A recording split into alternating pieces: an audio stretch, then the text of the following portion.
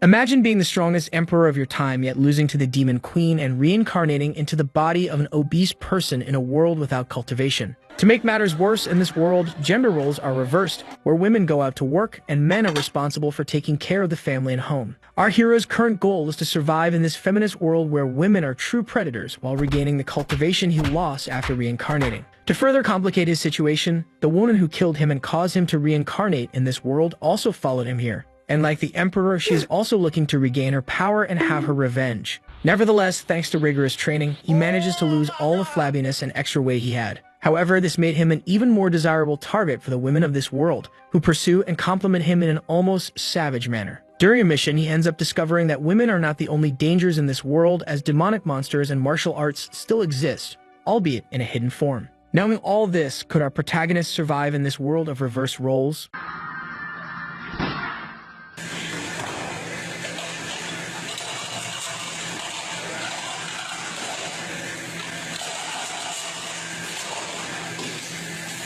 The story begins with our protagonist seeing a news article on the internet stating that the daddy gun style, according to some users, is ruining male mentality, and that in the past, women were considered intelligent and capable of reaching the heavens, but this style is tearing down that image. While reading all this nonsense on the internet, our hero wonders exactly where he is reincarnated. It has been 2 days since he arrived in this new world, and he still hasn't gotten used to the heavy body. Before coming to this world, he was the emperor of his generation. Every time he visits a news site, he only finds reports of robberies. In that world, there were no cultivators, just a modern world where the concepts of men and women were inverted. The power of that demon he had fought was so immense that they lost their bodies, but he survived by sheer luck. It was a miracle that his spirit managed to travel to another world and find a recently dead body to reincarnate into. Speaking of which, his name seemed to be Lin Mo. In his memories, he was a rich kid who studied at a first-class private school. Lin had no idea if that demon had also come back to life, but either way, before recovering his strength, he needed to live as Lin Mo. For that reason, even an emperor needed to go to school.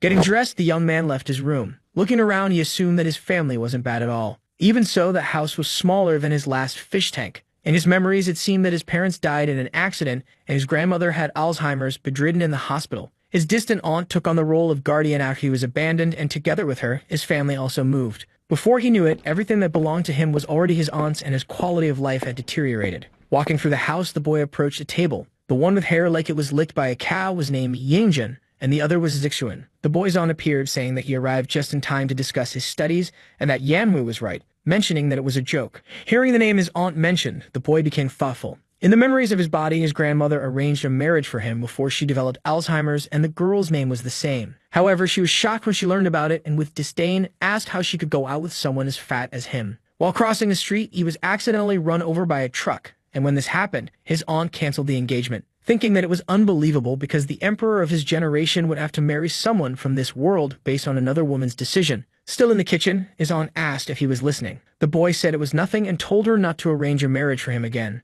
Observing Lin's expression, the woman thought he seemed different. Unexpectedly, he appeared to have an inexplicable aura of tyranny. Then Lin sat at the table, thinking that he had no appetite since starting his diet. But so that this body wouldn't starve, he had to take it easy. Taking a piece of food, he thought it smelled good. Then his cousin asked why he didn't study abroad since his companions knew how much he expressed his love to others. Lin wondered why he needed to talk to those insects when this emperor reigned for thousands of years. But as he needed to play the role of a normal person, he said he wouldn't go now because he was happy with that school. The boy said it didn't matter which school he attended as long as he got good grades. Continuing to eat, Lin thought he didn't want to talk to him. 1 hour later, the protagonist was inside a car and the person driving announced that they had arrived. His cousin, in turn, asked Lin not to get out together with him. With a look of disdain, the protagonist stared at him, leaving the boy scared by that gaze. Getting out of the car. Next, Lin was already standing in front of a building, mentioning that the architecture of that world was excellent. However, there were some issues. Each of those men stood out a lot as they were showing their pale legs, but at least the women seemed normal. In the background, 2 girls were talking about the protagonist's brother's legs, saying they were beautiful. With disdain, the boy thought that it was so unpleasant that it made him almost vomit. However, he should forget about that because he didn't know if that demon was still alive, and besides, he needed to strengthen his body before she appeared. While walking through the school, Lin found his classroom. In the background, someone seemed to mock the protagonist, saying his fiancée was there. His wife was sitting at the table while 2 girls were talking to her. Observing the protagonist, she didn't seem to like his presence. Lin thinks it was amazing how mortals could be so unbearable. The boy heads towards his desk, leaving Yanwu confused. While sitting, he wonders how he could resume his cultivation somehow. Someone grabs his shoulder, saying he should believe when he said he couldn't like her. Reality wasn't the same as on TV, mentioning that she seemed mature but should be deceived by the things she said. Remembering the girl, Lin thinks she should be that body's classmate. Continuing to speak, the girl questions how she could like a second-class person. Seeing Lin still silent, she supposes she had said too much, saying he still had a chance with Yanhui, who might like him if he lost some weight. Then the protagonist asks her to say what she wanted to say. The girl asks how he knew she was plotting something, and Lin mentions that she wasn't that kind to act that way. Then the girl really wanted to ask a favor, asking him to play a game with her, saying it wouldn't take long, and as a reward, she would introduce him to a girl more beautiful than Yanhui. There was a mountain that couldn't be reached alone, but she had contacts to help climb directly, so she was thinking of going during the summer, mentioning that the place was impressive at night and he would regret it if he refused to go there. Lin thinks of a rumor that high mountains attract spiritual energy, and that mountain was the closest to that region, so there was a high chance it had energy at the top. Also, it was a great opportunity for that body to lose weight by climbing the mountain. Accepting the proposal, he mentions he wasn't good at games, making her happy. The girl says there would be a match against an idiot from class 3 who loves pretending to be good, so after class, they could use the computers in the computer club. Sometime later in the computer room, the girl mentions she had reserved the room just for them, so no one would bother them. Sitting in the chair, she asks Lin to log into a user account. Then the protagonist enters his password, successfully logging into his account. Inside the game, the boy looks at a window, saying it was a competitive action game with an immortal theme. The girl appears, saying she had called the boss of that realm because he would help them.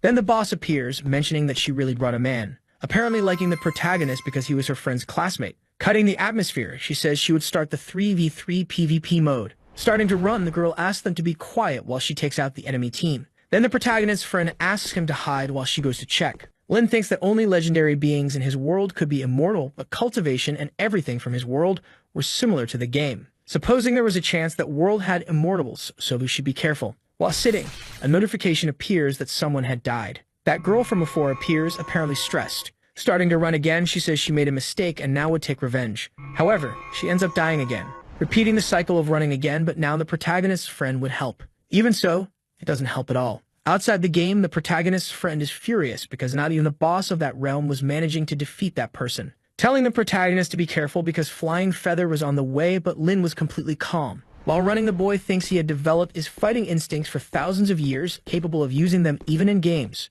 During all that, the other team was still chasing the protagonist while two girls fawned over the person playing. Then the girl says he couldn't escape her. Looking back, Lin sees someone following him. Stopping running, he thinks he was an emperor and therefore had never been pursued. Noticing that Lin had seen her, the woman quickly hides. The protagonist in turn affirms that it was a quick reaction and that body couldn't win since in that game the attacks were hard to use. Outside the game, Lin seemed to use an ability. The woman observing the protagonist mentions that he was a novice who had no idea where he was. Therefore, that was a positive point as she approached the boy. Quickly, Lin uses the keyboard and mouse, launching an attack at the woman. Suddenly, he hits her and a notification of a dead player appears. On the other side, they were surprised that the protagonist managed to win. Standing up from her chair, Lin's friend says she didn't know he was that good. Noticing him still, she asks if he is okay. Lin thinks he had no idea that a body like that could be so damaged by a simple use of spiritual energy. Returning to the game, one of his friends asked to come back, but she didn't have more time, thinking that she had finally found him,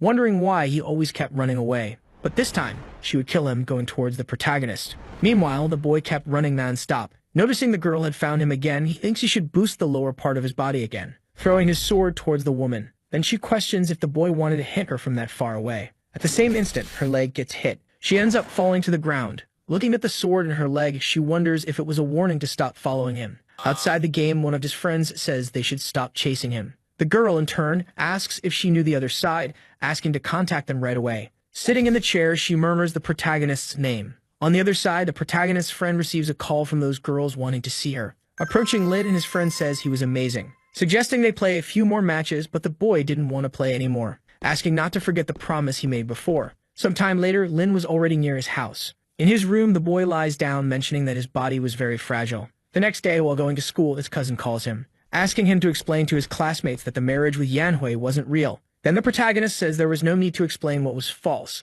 While walking away, his cousin says he was very arrogant. Inside the classroom, his friend notices his presence, asking if he knew who that girl from before was named Zhao Yutang, mentioning that, surprisingly, she was from their school. It seemed he went through a lot since he lost his love, mentioning that the girl wanted to see him and he didn't need to worry because she wouldn't do anything to a guy. But even before finishing the sentence with a threatening look, the protagonist observes him. Suddenly, he doesn't finish the sentence, mentioning that it wasn't Momo Baby. Then a girl walks towards the protagonist's table. That was Yanhui, saying they needed to clarify things and should say it was just a fake marriage. Lin's friend says she was going too far after all. Linmo was just a boy and should have more compassion. The girl questions what that had to do with anything and if she liked the protagonist. Entering the conversation, the boy says that whether it was true or false, there was no possibility of him being with the girl, asking her to leave. Yanhui says he was being very arrogant and didn't know how much it bothered her, so he should never say he was going to marry again. In the background, the boy says Lin was very strong because he hadn't cried until now, and the other guy says that if it were him,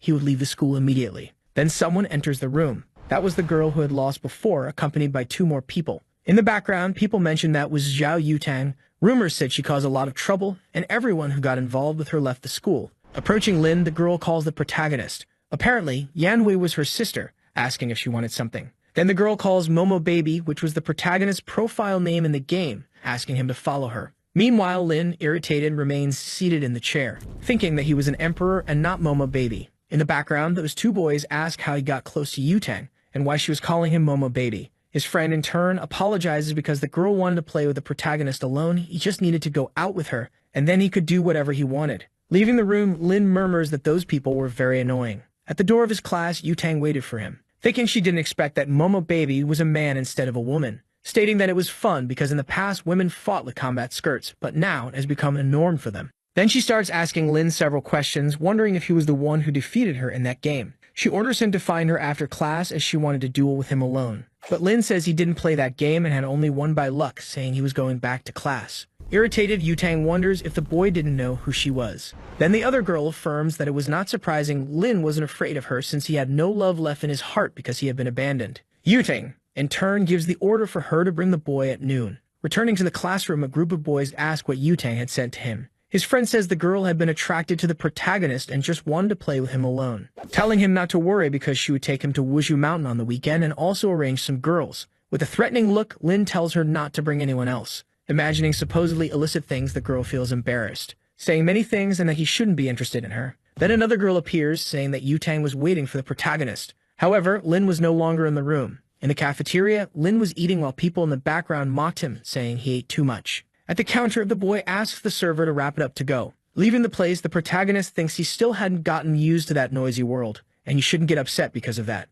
In the background, someone was approaching the boy, murmuring various things about that body dying in a year, and if he wanted to survive, he should merge with her, and as a reward, she would fulfill his desires. While walking, people around observed her beauty. The woman says she had made the right decision. From now on, his 18 years of life would be part of hers, mentioning it was a pity that all the joys and sorrows he had experienced were just a drop in the ocean for her. After working hard for so long, she managed to defeat the Emperor, but it wasn't the ending she desired, and now the only thing she could do was revive the demon world. But the Emperor had many tricks up his sleeve, so he wouldn't die easily. Hence, she should be careful since he might have come to that world, affirming that this world was very interesting. She never got her father's approval in the demon world, no matter how hard she tried, just because she was a woman. Those men looked down on her and only wanted to possess her until the day she put on a mask of evil spirits, killing them so they would fear her. However, in that place, men are at a disadvantage and cultivation wasn't bad despite the spiritual power being scarce. Moreover, she was beautiful to the point that men followed her, but it had been a while since that fat boy was after her, and as a woman it was good to be direct. Looking back, their eyes meet. The girl, in turn, asked him to stop following her because there would be nothing between them. However, our boy walks past her, ignoring the poor girl. Embarrassed, the girl thinks she should regain her strength before leaving that world, mentioning that the boys in that world were very shy, so Lin must have been embarrassed, refusing to admit he was following her. Therefore, he hadn't said anything to avoid embarrassment. Returning to the protagonist, he was apparently annoyed, wondering why that girl was following him. Noticing Lin was heading to the rooftop, she thinks he should find another place to be alone, but remembers that normal students never went there. People in that world are spiritually and physically weak, questioning if Lin was going to jump off the rooftop. However, that wasn't her business. Still, she remained bothered, remembering that the friend of the original owner of her body had also jumped off a building. Heading towards the rooftop, she thinks she would fulfill the will of that body. Arriving at the top of the building, she sees the protagonist at the edge of the rooftop. Then she tries to use an ability to immobilize him. However, she had forgotten she had no spiritual power. Meanwhile, Lin calmly thinks that it was quite cold up there, so it would be better to go down for lunch. Then the girl appears, asking the protagonist to wait. While grabbing his belly, Lin asks what she was doing. Lifting the boy, she asks the protagonist to come down, but she is surprised by the boy's weight, falling to the ground with him, where she ends up breaking a rib. On top of her, Lin says he didn't even have time to respond, questioning what she was doing. The girl says she was just helping because he was going to jump in an isolated place, thinking she had broken a rib because of him. Surprised, Lin thinks that the girl thought he was going to jump off the building, supposing it was because in that world men were fragile while women were strong, extending his hand to help her, asking her to control her imagination because he had only gone to get some air and had no intention of jumping off the building. Besides, he wasn't interested in her, leaving the girl embarrassed, telling him never to appear in front of her again. As he walks away, Lin thinks that woman had refused the help of an emperor without even knowing, and since she didn't want help, there was nothing he could do. Back in the classroom, his friend asks where he had been, mentioning that Yutang was looking for him and telling him not to leave after class. The protagonist in turn says it was all her fault, so she should solve it herself.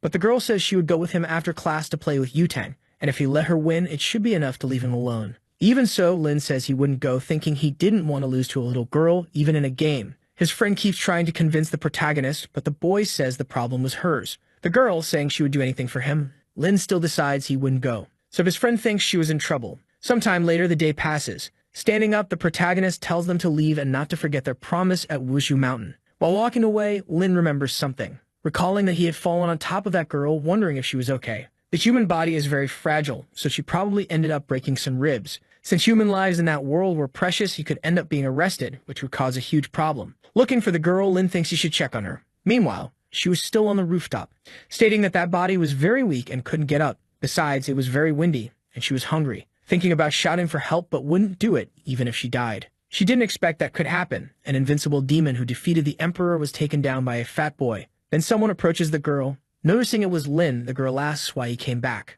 Kneeling down, the protagonist observes her, thinking she didn't look well. Then he places his hand on her back, saying she had broken some ribs, mentioning she was very weak and needed to exercise, but the girl says it happened because of him. While Lin takes off his coat, the Empress, embarrassed, asks what the protagonist was going to do. Covering her, the boy mentions it was windy on the rooftop, asking her to wear his coat. Making a call, he says he would call an ambulance, but the Empress says she didn't need his jacket. The protagonist already knew she didn't want to wear his jacket because he was fat, but should remember that her body was fragile and could take it off when the ambulance arrived. However, for the girl, it wasn't for that reason. She didn't expect the protagonist to be so kind. This world has a standard of beauty for men, thinking she didn't know why Lin helped her, but would keep an eye on him anyway. Sometime later, the ambulance arrives. While the Empress is on the stretcher, two girls notice the commotion. Embarrassed, the girl thinks she would never forget that day. At night, the protagonist was already near his house. Entering, his cousin asks why Yutang had come to talk to him. Then Lin says he would say it only once. Zixuan, in turn, thinks that Fat Boy had a sharp look,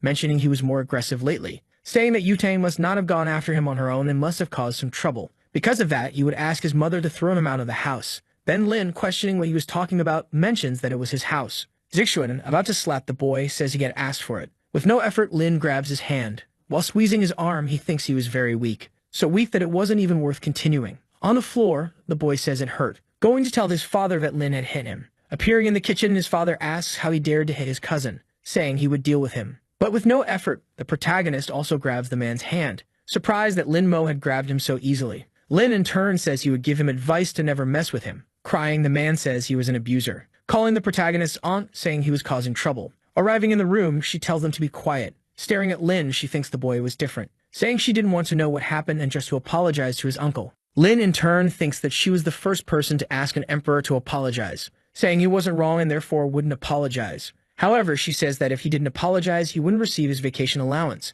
but the boy says he didn't need it. Entering his room, Lin wonders if she was talking about money, remembering that without it, he wouldn't be able to go to Wushu Mountain. He had nothing to sell in that house and no savings. Thinking of selling some clothes and shoes, Lin opens his computer, surprised that a buyer responded so quickly. 3 girls in the comments of the post were asking personal questions and if the items still had his scent. Surprised, the protagonist thinks he was never afraid, not even of demons, but those women scared him. Even so, he would sell to make money. Wondering why money was the first problem because he should first regain his strength. The body is the foundation of cultivation, and if he could absorb spiritual energy, money wouldn't matter. A few minutes later, the boy was completely exhausted, and without spiritual power, the body couldn't handle it, so he had to forge his body from scratch. Then he receives a call from his friend, saying she wanted to talk about Wushu Mountain, mentioning that her friend said he was going there and asked if it wasn't better to go another day. Lin says it wasn't a problem, and they could go anyway, so the girl says the bus would leave in the morning, so he shouldn't be late. The next day, the protagonist goes to the table for breakfast.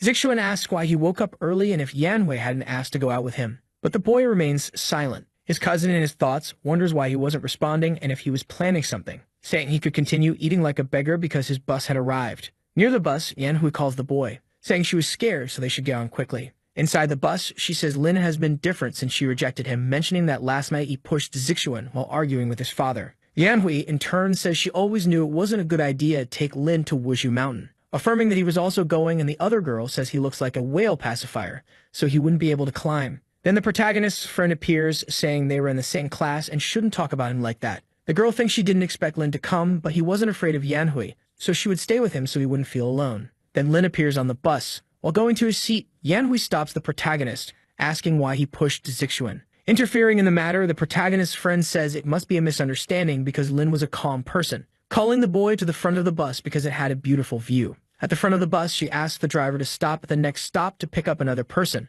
The protagonist, in turn, hopes that when they reach Wuzhu Mountain, he wouldn't be disappointed. Looking to the side, he notices a girl riding a motorcycle, stopping the motorcycle in front of the bus. Suddenly, the bus is forced to brake. Removing the helmet, it was Yutang. The protagonist's friend gets nervous, fearing she stopped the bus to go after Lin Mo. Leaving her seat, she says she would talk to her. Questioning what she was doing there, Yutang says she was looking for that fat boy. Observing Lin, the girl mentions that if it weren't for his size, she would never have noticed him. Then everyone starts laughing at the protagonist. Yutang says he shouldn't go to Wuzhu Mountain and that it was better to go with her to play video games, and if he did that, she could make his wife return to the relationship. But the boy didn't want to know about it, asking her to leave him alone. Then Yutang asks if she was bothering him, thinking that if it weren't for him, she would never have lost even once in her life, questioning if he would go with her or not. Then Lin seems surprised, noticing that the girl's necklace had a bit of aura, thinking that his refining technique was a bit poor, but that was something difficult to craft in that world, wondering if cultivators still existed, saying he would play with her after climbing the mountain.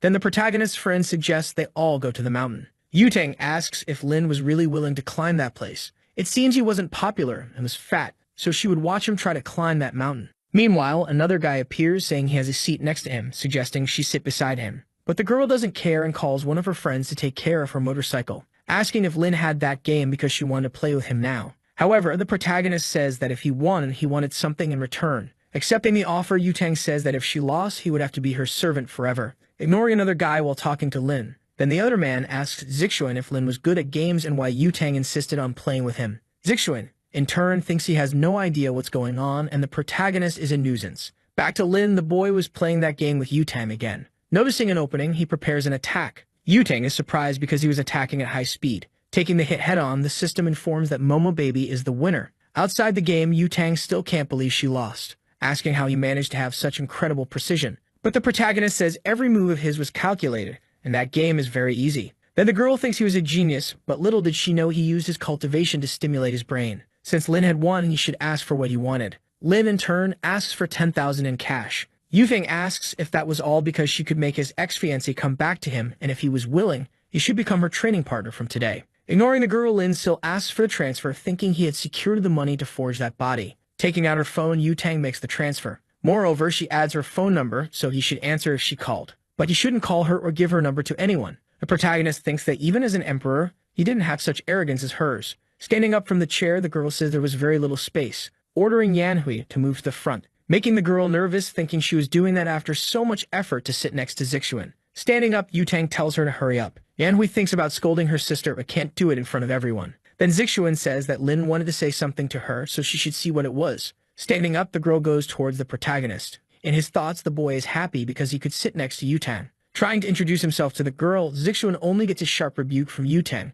telling him to shut up, thinking that if she knew that boy was so insufferable and wore so much perfume, she would have preferred to sit with the protagonist. Arriving at Wuzhu Mountain, the students are surprised by how high the place is. Then the protagonist's friend tells everyone to follow her and not lag behind. Half an hour later, Lin Mo, observing those boys, thinks they were much worse off than he was. When he managed to recover his powers, he would punish them every day for centuries. The protagonist's friend, noticing that no one was there to help him, thinks she couldn't assist him because if someone saw her with him, she might get strange looks. 20 minutes later, Lin Mo was still climbing the mountain, thinking he couldn't go any further because he had the least endurance in the group. Those boys seemed delicate, but were actually quite fit. Noticing that Lin couldn't continue, his friend thinks that since she brought him to that place, she should help him. Asking if the boy needed help, but Lin Mo says she could go on her way, because he could still continue. Thinking that this exhaustion was nothing compared to the things he went through in his previous life. The protagonist's friend wonders why he was making such an effort for that, saying she would go ahead, and if he couldn't climb anymore, he could let her know. People in the background are surprised because the protagonist had already climbed halfway. The other boys, already exhausted, couldn't continue. While thinking about giving up, Lin Mo, determined, continues to climb. Near the top, the protagonist notices a group of people returning. The other girl is surprised because he managed to get there alone and was very resilient. The protagonist's friend, saying it was very high, suggests they go back and go to a restaurant. However, Lin says they could go because he would reach the top. Irritated, his friend questions if he wanted to die, but the other girl says to just let him go. 20 minutes later, the boy finally reaches the top of the mountain. Yutang, who was already at the top, is surprised that he actually managed to climb. But it was a pity that he lagged behind most of the time, and when he reached the top, the others had already returned, and he had been alone the whole time. Looking up, the boy observed the stars. Thinking that up there had a lot of ki, although it was not enough to recover his power, at least he could start training. With this, he would get ahead of that venerable demon. As long as he had the opportunity to train, no matter the time, he would always come back up there. Then Yutang touches his shoulder, asking what he was doing, and the protagonist says he was just looking at the view. The girl thinks he is very annoying and doesn't talk much. And the protagonist, in his thoughts, asserts that in his world as an emperor, he would have killed her many times already. Then Yutang tells him to come down because that place was hers now. Lin mentions that he was very tired, so she should help him down. Yutang says she wouldn't bother him anymore that day, handing the protagonist a snack. From now on, he would be her companion, and since she was bored, she would go down first. Opening the wrapper, he realizes it was leftovers from the girl's snack, mentioning that in his previous life he had eaten many beast carcasses, so that was nothing. Sitting down to meditate, the boy thinks he should start by cleansing the marrow. Sometime later, it gets late. The protagonist's friend on the phone with him asks if the boy really wasn't coming back. Lin Mo says that place was pleasant, so he would stay during the holidays. Fiddling with his phone, he thinks he should notify his aunt. Calling her without any ceremony, he already informs her that he would be away for a few days during the holidays. Ending the call, the receptionist asks what he could do for the protagonist. Then the young man asks how much an individual room costs for 2 months, and the man says it was 8,000 yen. Thus, Lin Mo continued his training during the holidays, day after day, climbing the mountain non-stop. The training was rigorous, but the fruits would be worth it. Then 2 months pass, and the protagonist's friend says she was arriving and if his bags were ready. Thinking that she couldn't talk to him during the holidays, and because of that, Yutang was always bothering her. So she had to take him to Yutang no matter the circumstances. Meanwhile, Lin Mo looks at himself in the mirror, thinking that after 2 months, the spiritual energy in his body was still weak. Appearing like a complete Giga Chad, he says he should still continue being a mediocre student. Sometime later, the protagonist's friend says she finally managed to find him. But when she looks at the boy, she is surprised by his beauty. Supposing she had mistaken the room, imagining having a family with that man. With a remorseful look, the protagonist notices the girl staring at him. Embarrassed, she starts to leave, thinking the protagonist must think she was a pervert. Then Lin asks where she was going because she wasn't mistaken. The girl, in turn, asks if he was a friend of Lin Mo, but he says he was Lin Mo. However, she doesn't believe his words, supposing they had the same name. But the protagonist says he had just lost some weight, asking why she was so surprised, although the boy had changed drastically. Everything about him was completely different. Grabbing the bags, Lin says they should go. Then the girl thinks that from his cold look and way of speaking, he was definitely Lin Mo, thinking she wasn't dreaming and the boy had changed a lot, affirming that it was worth not treating him badly in the past, asking him to carry her backpack. However, another girl appears, offering help to the protagonist. Quickly, his friend approaches the car, opening the door for the young man. Inside the car, she mentions that he now looked very handsome, asking if he had been climbing the mountain all this time. His efforts certainly paid off, and when Yanui saw him now, she would regret breaking up with him. So now many girls would be kind to him, but he had to understand that it was all falsehood, so Lin asked her to just shut up. Afraid, his friend wonders if the protagonist hated her for not climbing the mountain with him. If she had been kinder before, he might have fallen in love with her, and they would have a perfect love. However, there was still an opportunity because she was still the closest to Lin, saying that he must have been through a lot and that they should go out to eat something, but the boy just wanted to be taken home. Sometime later, the young man was already at his house, and his friend says she would see him in a few days. Then the other girl asks if she wasn't going to take the protagonist to see Yutang. But Yunshu says she wouldn't take him anymore, thinking she couldn't take a beautiful lamb to the wolf's den. The only thing she needed to do was use Lin's account to play. Then Lin Mo enters his house. The whole family is surprised by his appearance, asking who he was and how he had entered. But the boy says he is Lin Mo and had just lost weight. Even so, Bisexuan doesn't believe it was him because even if he lost weight, he wouldn't be that handsome. Then his mother asks him to stop yelling, asking if the boy had had some surgery. The boy mentions that she had all his money, so he couldn't have done that, questioning if he would receive his allowance that semester. His aunt said she would cover all his expenses and also buy a new uniform. But if he did anything bad to his cousin or uncle again, she wouldn't give him another cent. Standing up, Lin says he was already satisfied, and his aunt thinks he really was the protagonist. The next day, the young man was in a car with his cousin going to school. Zixuan asks why the driver was driving slower this time, so the girl says she would go faster, thinking she couldn't help but look at the protagonist because he was very handsome. So she's one to keep observing the boy. Then Lin gets out of the car. Everyone around is surprised by his beauty, wondering who that boy was. His cousin, envious, questions why Lin was drawing so much attention. Noticing that the girls were taking pictures of him, the young man thinks something wasn't right. Soon after, he enters his classroom. Heading to his seat, another girl wonders if he was a transfer student. Lin, in turn, thinks he had just lost weight, but just because of that, he was already a little better than normal. However, he usually wouldn't attract so much attention, wondering if it was because of his aura. At the classroom door, a commotion was happening. Yutang, holding the protagonist's friend, says she would give her 3 minutes to bring that fat boy to her, but Yunshu says there was no fat boy anymore. The girl mentions that she would regret it if she continued lying, so Yunshu says she would tell her where Lin was. Pointing to the protagonist, she says he was Lin who had lost weight over the holidays. Observing the boy, Yutang seems not to believe it. Furious, she says that guy could never be Lin, but Yunshu was telling the truth. The protagonist in turn says the girl wasn't lying, saying she would train with him whenever she wanted and to meet after class. Then Yutang asks who he was. Again, Yunshu says he was Lin and had lost weight over the holidays while climbing Wuzu Mountain. In her thoughts, Yutang wonders if it really was the boy, questioning if it really was that fat boy, while the boy asks her not to call him that anymore. Noticing he had the same voice and behavior, she affirms that he really was Lin, saying it didn't matter if he was fat or thin because he should wait for her after class. Yunshu says it had been someone else who had played with her before and Lin had joined just to complete the group, so the protagonist wasn't very good at games. With a threatening look, Yutang observes her, asking if she dared to say that Lin didn't know how to play, mentioning that yesterday she had used Lin's account to try to deceive her, so she was the most arrogant person who tried to do that. While leaving, Yunshu asks for a chance to explain, thinking that now Yutang would never leave her alone. 2 girls appear, asking how she knew it was Lin. Even if it was the boy, he couldn't have become so handsome, so he must have had some surgery. Then the teacher appears, asking everyone to take their seats because class was about to start, saying she was curious to know how their holidays were. However, she ends up being surprised, asking who that student in the back was. Yunshu, raising her hand, says it was Lin who had lost weight during the holidays. Surprised, the teacher says he had changed a lot and must have worked hard to achieve it, asking if the boy wanted to sit at the front that semester. Quickly, a girl responds no, mentioning that Yunshu had promised they would change places with her. Another says she had grown a lot during the holidays, so she should also go to the back.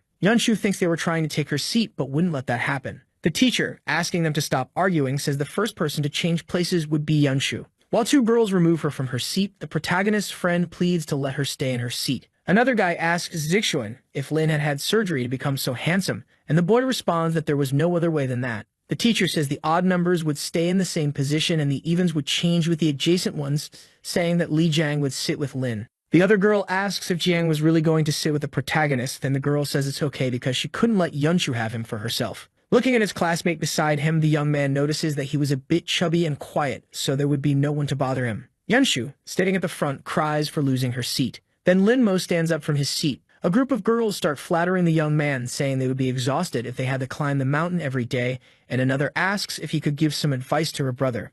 Yunshu thinks they are all fake because when Lin was fat, no one talked to him, saying that unlike them, she never treated the protagonist badly when they first met. Lin coldly asks them to get out of his way. Quickly, the girls make room. Another girl says that the protagonist looks very handsome with that attitude. Noticing Zixuan getting stressed, the girl mentions that he was jealous, but it wouldn't help because they preferred Lin. Back to the protagonist, the young man was in the cafeteria. A girl waves at him, saying he could sit in her place because she had to leave, but Lin declines the offer, thinking he wasn't sure if it was safe near those mortals, mentioning that the eyes of those women were nothing less than deceitful. In the background, Yanhui questions if it was really the protagonist. Zixuan asks if she regretted breaking up with him now that he was handsome, and the girl responds that she wasn't that superficial. Another girl appears, saying she wanted to go after Lin Mo, asking if she could help her, mentioning that it didn't matter if he had surgery or not because she always liked him for his personality. Then Yanhui calls her a hypocrite. Hearing what she said, she thinks hypocrisy was thinking that was surgery, and if she could get those beautiful legs of Lin's, she wouldn't care if they were fake or not, saying she would go after the boy alone. Meanwhile, Lin Mo was walking through the school. Then Yanhui appears, saying she was there to apologize for everything, mentioning that it had been sudden for her, and she still didn't want to get married. Accepting the apology, the protagonist walks away. Asking Lin to wait, the young man questions if she had more to say, affirming that she really felt sorry for everything she had said. Lin continues to walk, making Yanhui wonder why he was so cold, supposing she might have been the reason he changed so much. Outside the school, Lin Mo hopes no one is on the rooftop. While walking, he encounters the girl whose ribs he had broken, wondering if she wanted to steal his spot on the rooftop again. Looking back, the girl notices that Lin has been following her for some time, mentioning that he looked like the protagonist, but that man was more handsome. Then Lin walks past the girl, feeling relieved because she thought the young man would talk to her, questioning if he was also going to the rooftop. Catching up with the boy, she notices he was climbing the stairs. Quickly passing him, she heads to the front. Noticing that the girl was in a hurry, he wonders if she really wanted to steal his spot, questioning how a mere mortal wanted to do that. Their eyes meet, and each perceives the other's intention. Quickly, they start running to secure their places. The girl thinks the protagonist was very annoying, questioning if he shouldn't behave like a gentleman. Also, how could he run so fast, mentioning that she wanted to give him an advantage, but if she lost, it would be a disgrace for the women of that world. Meanwhile, a girl watches the commotion. Back to the two, the girl asks why Lin was running, and the young man asks the same of her. Then she questions why he wasn't running after her, but the young man says he would never do that. Irritated, the woman says not to talk to her like that. A boy like him who didn't care about ladies could never get married. Lin Mo wonders how an emperor could think about marriage, a man of high status from a generation of great emperors, responding that she wasn't kind either because she was fighting just for the rooftop. Arriving at the rooftop door, they block the entrance. Suddenly, they start fighting to see who gets there first. Lin, in turn, thinks he would have to use brute force to clear his path, which ends up with him grabbing the girl's chest. She ends up feeling embarrassed. The protagonist, also embarrassed, feels that sensation, quickly reaching the rooftop first, saying that from now on, that place belonged to him. The girl questions how he dared to do that and if he knew who she was, mentioning that just now he had done that. Saying he had touched her, the protagonist approaches her, giving a slap to the poor girl, affirming that she had touched him first, thinking that he almost forgot that men in that world were fragile and couldn't act carelessly. Then the girl calls the protagonist shameless. Taking out his phone, Lin says if she didn't leave, he would call the police. The girl, in turn, says she was already getting angry. Recording the woman, the young man asks her to say what she had said before, but then she seems to remember something, recalling that women who hit men in that world were despised, and if she were caught doing that, she wouldn't be able to attend that school anymore. Thinking that he had taken advantage of that to hit her, even if he said it to someone, it was certain that the one who would be believed was the protagonist, saying that this time he would leave, but next time he wouldn't lose, claiming that it was very complicated to deal with men. Lin thinks she was happy to have gotten out of that situation, mentioning that the girl was very annoying. Remembering that there was an update on the news from this morning, she grabs her phone.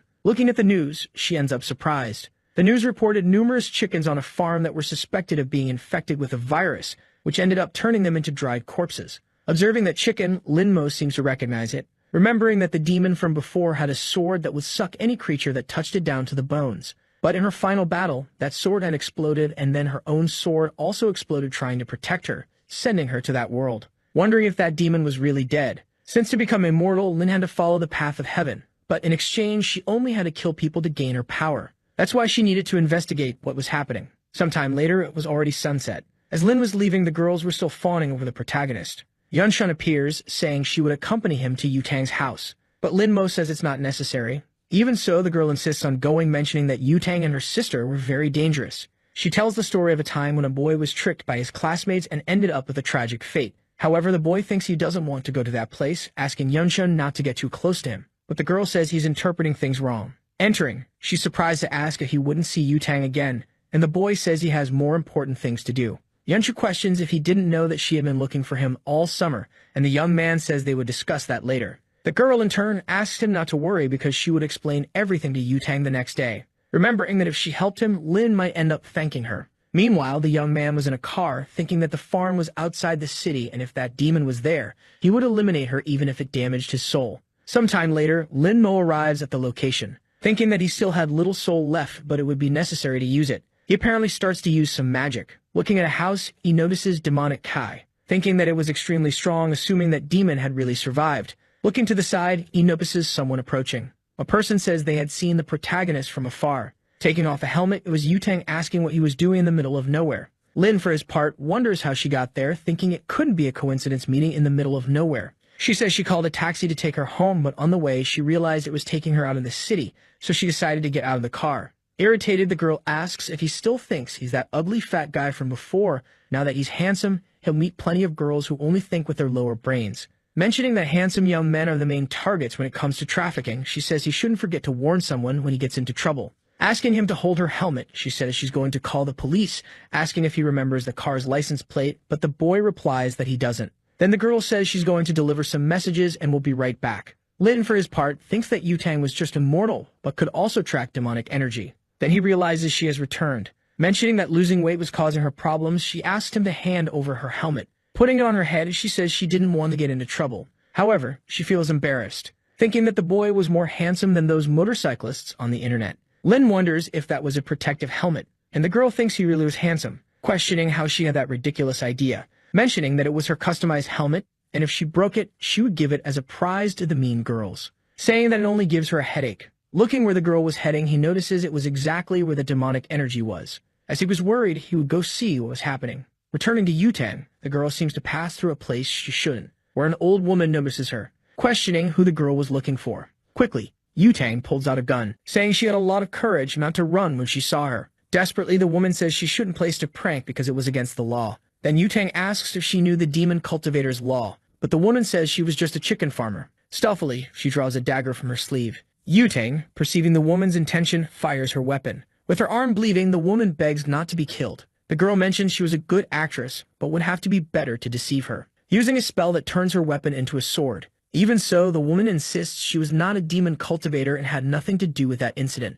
Yutang says she is now only capable of refining chickens, but in the future could be refining people, mentioning she had little cultivation time, but was better than a monk. Then the woman asks how she didn't notice that, saying she would go further if she refined her. Yutang says that was encouraging, quickly advances on the demon, stating that the result wouldn't change, stabbing her sword into the monster's chest. Lin Mo, watching from the background, thinks that energy seemed to be from a demonic sword. Yutang, in turn, seems surprised, for her sword had no effect. The girl thinks that energy was completely different from the demon cultivators she had encountered before, questioning what that creature was. In an instant, the monster advances on Yutang, where she narrowly dodges, assuming that if she took that attack, she would surely die. Again, the creature envelops magic in its fist. Then Yutang takes a piece of paper. There was a spiritual talisman thrown towards the monster. However, it has no effect, where the demon again attacks the girl. Suddenly, she is thrown against the wall, as she coughs blood as she thinks she couldn't believe she had lost.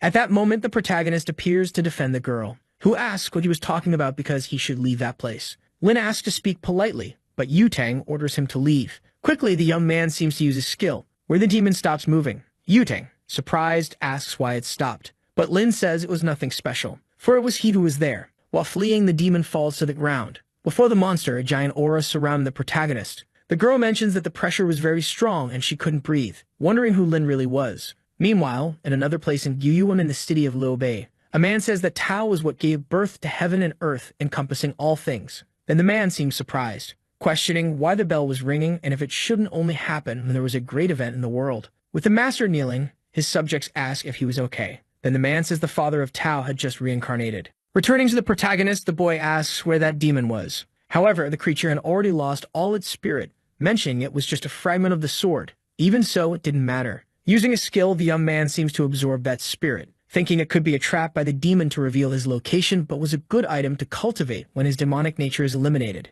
The only thing he had to do now was to take care of that woman. Behind the protagonist, Yutang says he was very handsome. Using magic, the boy orders her to forget what she had seen. Then Yutang faints. Observing the girl, Lin thinks her spiritual root was of the highest quality and that was incredible, even in his world. But that meant there was a good place to cultivate in that world, otherwise it would be impossible to reach that level. Soon after using his skill, the boy feels a pain in his chest, assuming he had overloaded his residual soul, thinking he should leave that place, where he ends up encountering two girls mentioning he was very handsome, and that they would take him to a nice place, but Lin asks to let him go or they would regret it. Then the girl says he was acting tough, asking him to be a little more gentle. Irritated, the protagonist thinks that as his soul was damaged, he couldn't use his strength. Grabbing his face, the woman says he should obey her. Meanwhile, Yutang was behind the two, asking them to get out of her way, throwing a punch at the woman who narrowly dodges. The other woman tries to attack Yutang, but the girl dodges and counterattacks, quickly delivers a kick to the other, where she ends up knocking them both out. Approaching Lin, she asks why he didn't defend himself because when encountering people like that,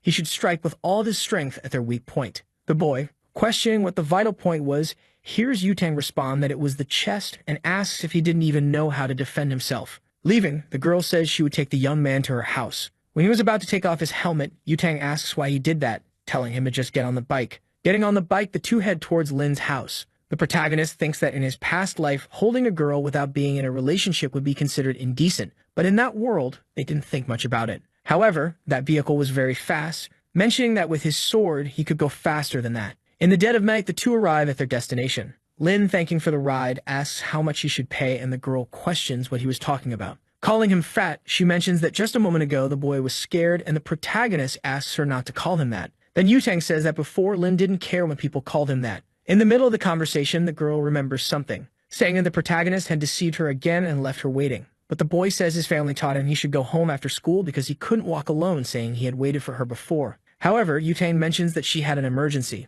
Then her phone starts ringing. Answering the phone, Yutang asks if everything was already done, affirming that the target had a very powerful evil Kai. Mounting her bike, she says she had something to do. While heading to her destination, the girl stops at a corner, thinking that the protagonist's shampoo scent was bothering her. Returning to Lin, the boy thinks he needed to recover. Then Zixuan calls him, questioning if he was causing trouble with Yutang again. Yanhui, in turn, says the boy didn't know how to control his words and was trying to say that Yutang was a bit stressed. Lin, ignoring the two, continues heading towards his house. Inside his quarters, the boy sits next to his door, assuming that if he continued using his power, he could end up damaging his foundation. At least he got a sword fragment that he could use to cultivate. Soon after, someone knocks on the door. Yanhui appears, saying she wanted to talk to the protagonist. Noticing she wasn't with Zixuan, he thinks the girl wanted to be alone. Then Yanhui says it wasn't just about appearance, but the more time she spends with her cousin, the more she realizes she liked the protagonist. That's why she wanted to apologize for everything she had done, asking if his grandmother wouldn't want them to get married. Before she could continue talking, Lin closes the door. The girl, begging, asks him to believe her, saying they would get married. However, as Lin was an emperor, he didn't want to lower himself to that level, thinking that he thought he had already reached the maximum level of spiritual formation, but still had a long way to go.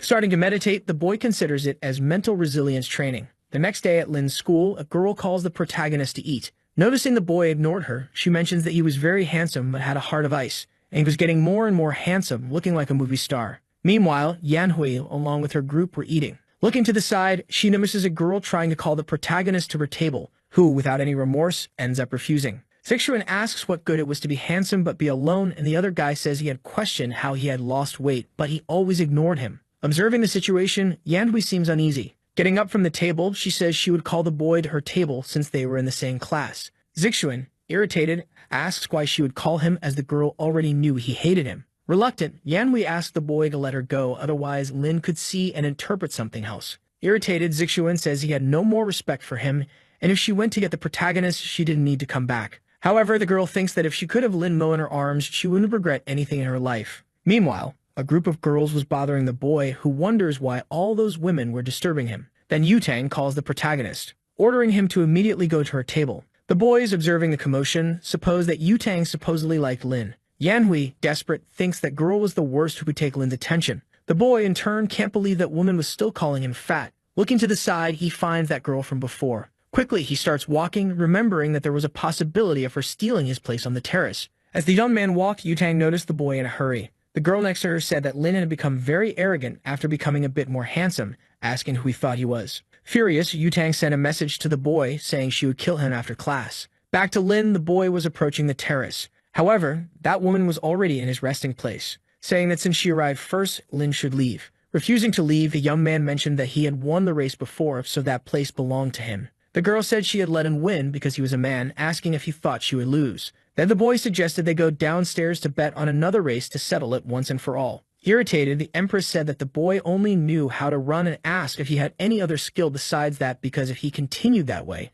he would never get married. Lin Mo, in turn, said it was nothing special, saying he could choose any game and he would beat her in any of them. With a sly smile, the girl seemed to be planning something. Grabbing a cup of pieces, she said they would play that game. Observing that in the girl's hand, Lin wondered if it could be what he was thinking. Then the Empress asked if he knew how to play that game and said that if he won, besides leaving the terrace, he could ask for anything. Sitting on the floor, the boy mentioned that he wouldn't be able to fulfill any of her wishes even if he tried. Convinced, the girl thought she had spent thousands of years playing that game, and her skills were of another level. Little did she know that the protagonist had also spent many years playing that game, known as one of the best in his world. About to start the game, the two stare at each other. In the middle of the match, both sides were completely focused. Realizing he still hadn't won, Lin wondered if that woman was a reincarnation of a player of that game. Sometime later, the match continued until sunset. The girl, observing the situation, realized the match was uncertain, and if she wasn't careful, she could lose. The boy said that if she didn't know what to do, she should give up. However, the Empress mentioned that classes were over,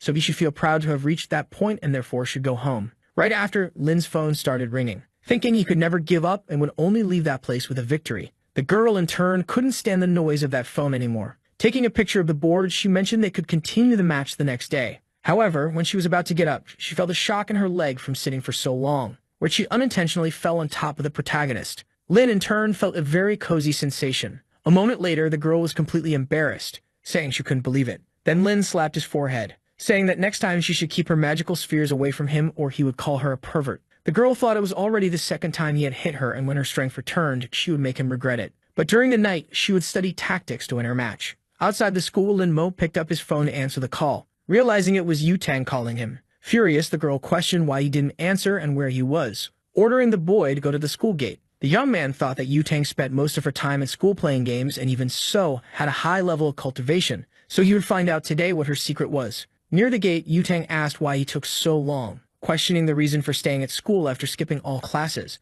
However, he said he was just sleeping, leaving the girl surprised, saying she had come to pick him up for a rematch in that game. Handing him a helmet, she told him to get on the bike. A while later, the two arrived at Yu-Tang's house, and the protagonist was surprised that the place was so big. As they walked through the house, Yu-Tang asked him not to touch anything. Looking around, Lin Mo thought that the only thing in that place was games and there was nothing about cultivation. The girl, in turn, questioned if the boy wasn't worried about being in that place, because a woman had invited him to her house and the boy didn't ask anything. Then the protagonist asked if she intended to do something to him. Mocking the boy, she mentioned it was a good idea because now he wasn't fat anymore, and it wouldn't be a bad idea. Without any compassion, the boy struck her in the belly, ordering her not to touch him. Seeing the damage he had done, the young man thought he didn't know that martial art was so good because it could knock out a cultivator in seconds. Getting up, Yu-Tang said she was just kidding, but the protagonist said he didn't like that. Irritated, the woman announces that they will play more than 300 rounds, thinking she would defeat the boy and make him pay for everything he had done. Sometime later in the game, Lin Mo wins a round against the girl.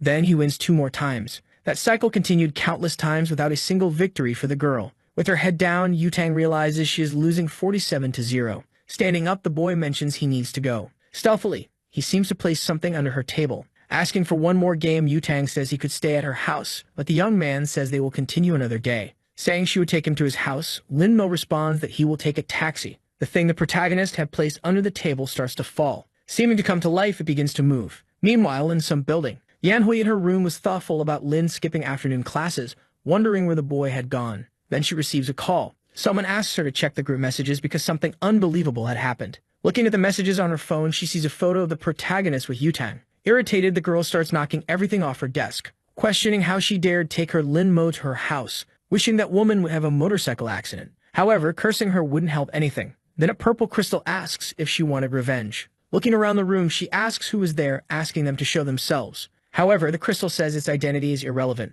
Then a malicious face appears, saying it could do whatever she wanted. Yanhui, in turn, asks if that monster was a witch from those novels. Embarrassed, that creature thinks the woman had nothing in place of her brain, saying it was the #1 divine sword of the immortal world that ended up shattering, and if she helped it recover, it would make her immortal. Without even thinking, Yanhui accepts the proposal, asking for help to become immortal. At that moment, that creature seems to cast a spell on the girl. A purple crystal appears on Yanhui's forehead, and the monster orders her to open her mind, letting it merge into her body. Asking why she didn't feel any power, the spirit questions what she desired. Suddenly, the girl asks to be taught hypnosis, and the monster mentions there were countless skills like that. In her thoughts, Yanhui supposes that with that skill, Lin Mo would be entirely hers. Meanwhile, the protagonist is riding in a taxi, thinking he couldn't use his powers recklessly and that Yu-Tang should reveal her secrets. Quickly, the boy seems to make a hand signal. At Yu-Tang's house, that doll received a signal. Observing the girl, he notices she is playing, questioning if Yu-Tang was a fake cultivator, wondering how she reached that level. Furious, Yu-Tang can't believe she lost to a stinky fat boy.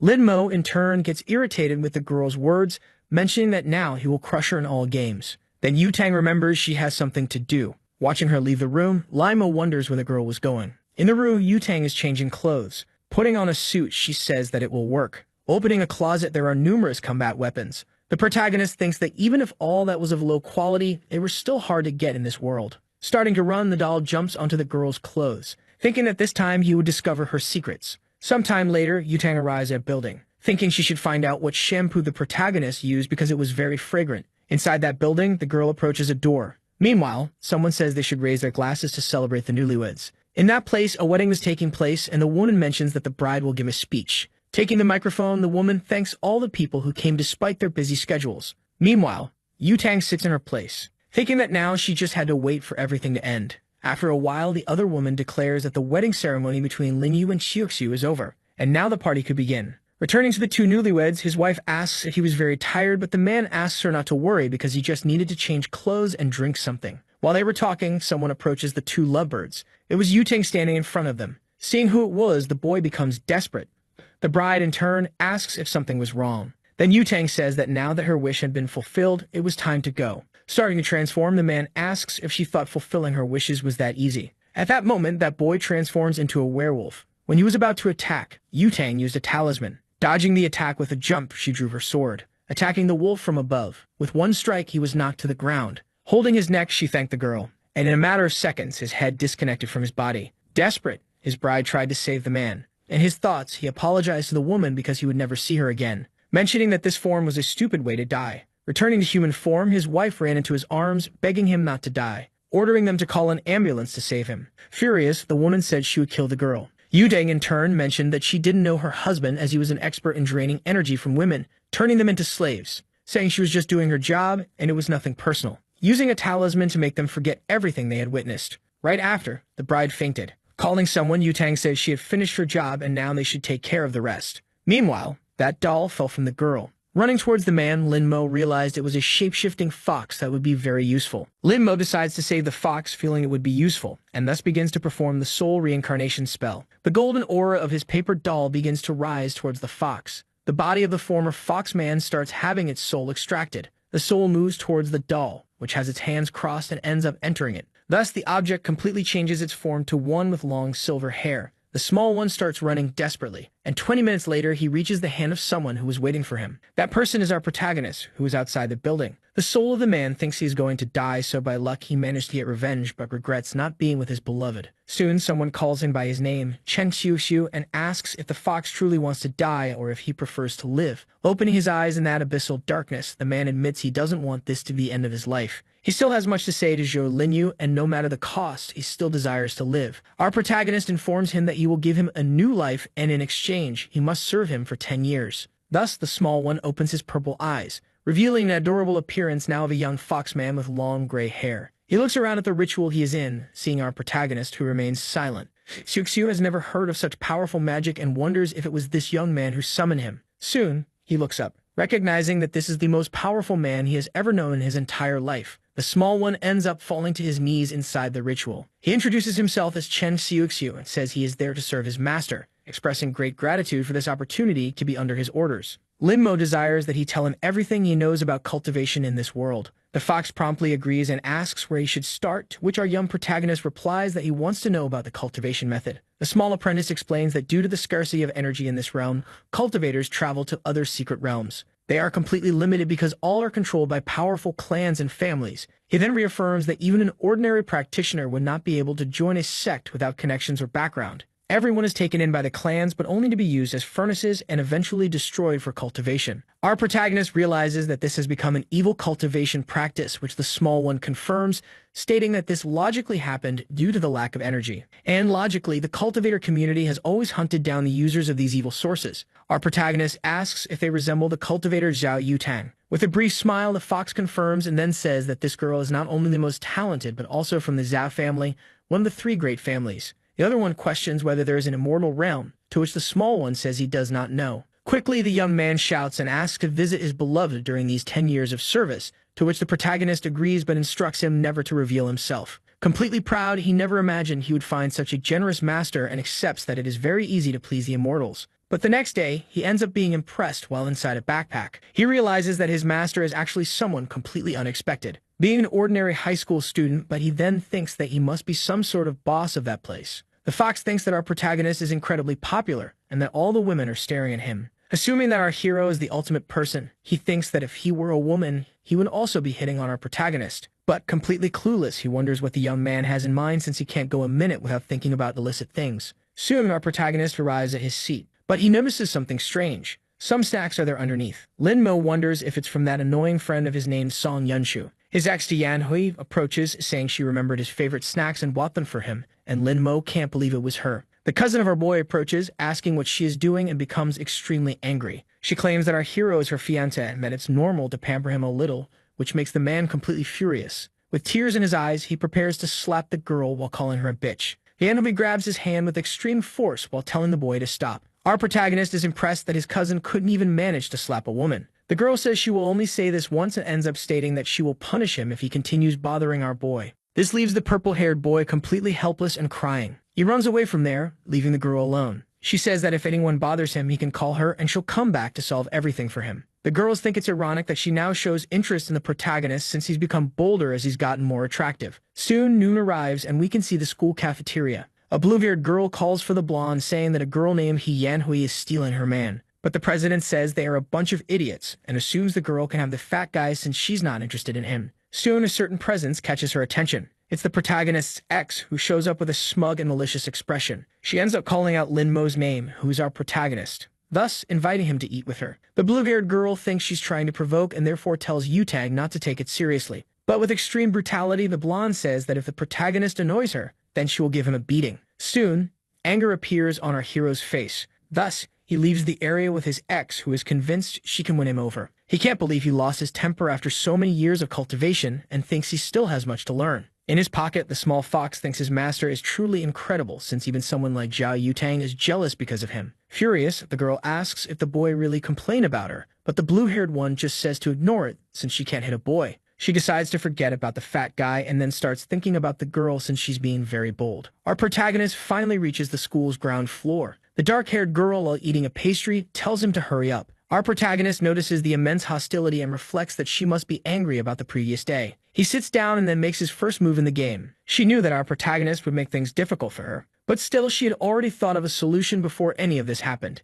Impressed, he admits that the girl is really good at this game. But suddenly his stomach lets out a hungry growl. With the bag in hand, he stares at her with a somewhat blank look. Then he opens it, revealing a lunchbox inside. He ends up breaking his chopsticks to start eating. The other one assumes that this is a matter of respect as he is eating instead of playing, but our protagonist excuses himself, saying it's lunchtime. She thinks that if he keeps this up, soon enough he'll be fat again. But soon a question arises about the fat guy who was here on the terrace. Our protagonist says he has never seen anyone of that profile around. Angry, she admits that just thinking about that boy makes her ribs ache because of his weight. But her expression quickly changes to surprise when she sees something on her phone. It's a picture of our protagonist being posted in the girls' group, thus realizing that our protagonist was, in fact, the fat guy she had known before. With red eyes, she says she asked a question. Recalling and showing the protagonist's picture, questioning if he truly doesn't know this person from the phone. With extreme shamelessness, the protagonist says he has never seen someone so fat, to which the girl gets irritated, saying Linmo is a terrible liar. But she understands that he doesn't want to talk about the past, so she says he doesn't need to worry since she didn't ask for that reason. Soon, she starts rummaging through her bag, revealing that she washed his blazer, though thinking it might not fit him anymore given his current physique. A light appears in his eyes, perplexed by this gesture. Soon, he collects the garment while remaining completely stunned. Quickly, the young woman stands up, accepting it as a tie and saying that he is really good at the game. Our protagonist states that few people are his equal, but she was one of the few who managed to surprise him. The girl states that from now on, their fight is over, but ending it this way leaves the protagonist in silence. Quickly and with conviction, he ends up calling her, saying it would be better to have a best of 3 and decide a winner. With a cheerful smile, she accepts his proposal and then reveals her name as Han Xinyi. Our protagonist is surprised by this name at first, but then reflects a little. His small fox ends up jumping out of his bag in surprise. It's astonished that he is so powerful that all the women throw themselves at his feet. But our protagonist reveals he has a question, which is about where the resources for his demonic cultivation come from. The little one promptly replies that they come from the Dark Gate network. The items are protected by the Shadow Clan, which is primarily responsible for the protection of both demonic cultivators and members of other families. But they can also sell them to people of good nature, as long as you have money. Our protagonist is surprised and then asks how he managed to get money. The small fox responds that he completed several assassination missions but ends up saying that the quickest way to get money is by finding a sugar mommy. He assumes that his master doesn't even need to work since a sugar mommy would be the best option for him. But quickly, the protagonist's hand flies towards him, grabbing him while the fox squirms, saying he shouldn't have said such things. Lidmo then puts him back in his pocket, informing him that when they get home, he will take a look at the materials, especially how to make spiritual amulets. The night begins to fall over the school, which is now silent. At the time of dismissal, the blonde ends up calling him by the fat guy she knows. But our hero simply dodges, causing Zhao Yutang to get irritated and tell him not to pretend he didn't see her. She ends up saying that today his ex-girlfriend provoked her and tried to embarrass her, but our protagonist reveals that Yanhui is not his ex-girlfriend. The girl doesn't care but informs him that she's a respectable person and therefore he should cooperate and suggests that he could go for a motorcycle ride with her. In silence, the protagonist simply keeps his face expressionless while reflecting. The girl with a mischievous smile asks if Lin Mo will be able to get on by himself or if he'll need her to carry him. When he agrees, they both go to the motorcycle and she calls him a good boy. Behind a lamppost, someone watches the blonde and curses her for going out with her precious Lin Mo. A shadowy voice ends up asking why she doesn't hypnotize him. But the younger one reveals that she wants the protagonist to willingly give himself to her body and soul. Soon both leave the school in a desperate rush. The protagonist notices this and says that Yutang is going too far. With a mischievous smile, she says he's too naive for believing the words of a woman. In a broadly suggestive manner, the protagonist asks if she's really interested in him, leaving her blushing and confused. The motorcycle comes to a sudden skid stop. With a red face, she asks if she hasn't made it clear enough that she isn't interested in him, to which the protagonist asks if she really doesn't want him. The girl tries to refuse with all her might, and the protagonist just accepts, saying that they're just colleagues, so she shouldn't get too involved with him. Yutang ends up revealing that there's a line of people wanting to be her boyfriend, and even so, if it weren't for the games, she would have never looked at the protagonist. In our young protagonist's pocket, the small fox thinks his master is truly surprising. He wonders when he placed that paper doll on her, and moreover, how he did it with a normal A4 sheet. Sometime later, we can see our dear protagonist's house. He thinks about the Dark Gate network. Soon after, he calls for his small companion, who jumps onto the table. With quick clicks on the keyboard, he confidently says he will access the dark network as quickly as possible. Thus, he keeps hitting enter forcefully and manages to gain access. But the small fox ends up on a website with highly suggestive content. It's a site for renting some night ladies, or even books with explicit and adult content. Lin Mo then wonders if this is the right site, to which the small fox responds that it is the right site and that he just needs to navigate to the treasure page. He thinks he has found the real world of cultivation, but even a low-level spiritual weapon from the immortal realm is a superior treasure in this world. The most important things you will need are 1,000-year-old ginseng immortal stones, but they end up costing over $100,000. His small companion still tries to convince him to sell his photos to rich, older women. Below the stressed face, the protagonist asks if he looks poor or something, to which his small apprentice understands. Our protagonist then asks for the money the small fox has, but the little one ends up saying he only has 30,000 in his account. Grabbing the mouse along with his computer, he says that this will be enough. The white-haired young man decides to question if his master really intends to make talismans. Soon, Chen Xiu tries to suggest that the boy seeks something else since talismans may have a good price, but they are difficult to make and the materials they have are of low quality. Our protagonist informs him that he will only make low-level talismans to sell them, so he tells him not to worry about anything. Shortly after, he moves away, instructing him to return to training, and his small apprentice thinks that with these materials, they will only be able to create junk and useless things. The next day, we see Lin Mo now wearing an outfit that hides his identity along with a mask and glasses. A man in a van asks if the delivery is for him, to which he responds as the white fox. Thus, the large box is handed to him, and the delivery person asks for a 5-star rating for his excellent service. The young man assumes that this is truly a fast delivery service, so he considers leaving a rating. In his pocket, his apprentice informs him that the Shadow Clan has a business network that rivals even the big families. Soon after, we see a few minutes later where the protagonist stares at 2 papers on his desk. The small white fox wonders if he really intends to make these talismans. He has heard that the talisman masters of the great family spend years training before they even start, and even then, only 30% of them succeed. Our young protagonist sighs while closing his eyes. Shortly after, he begins drawing the symbols on the paper with extreme agility. Quickly, he announces he has finished the dragon talisman, which surprises the small fox. He thinks it's impossible for him to have drawn the symbols in an instant and especially to have made 2 at the same time, and he swears he saw a dragon appear out of nowhere. Our protagonist tells him to stop making noise as these are low-quality talismans. Moreover, it's a pity that he only has enough spiritual power to make 2 and admits he needs to buy more spiritual stones. Soon after, Lin Mo goes to put these items up for sale and lists them for $500,000. But he is quickly surprised after posting, because the bids start rising anonymously but quickly. His companion informs him that talismans sell very well and that great cultivators and even ordinary people use them, which is why they are considered high quality. Soon, our protagonist realizes that something might have happened with his paper doll. Observing closely through the doll's vision, he notices that the blonde is also on the dark network, looking at something strange. With eyes full of dark circles, she remarks that investigating a kid who went missing is really exhausting.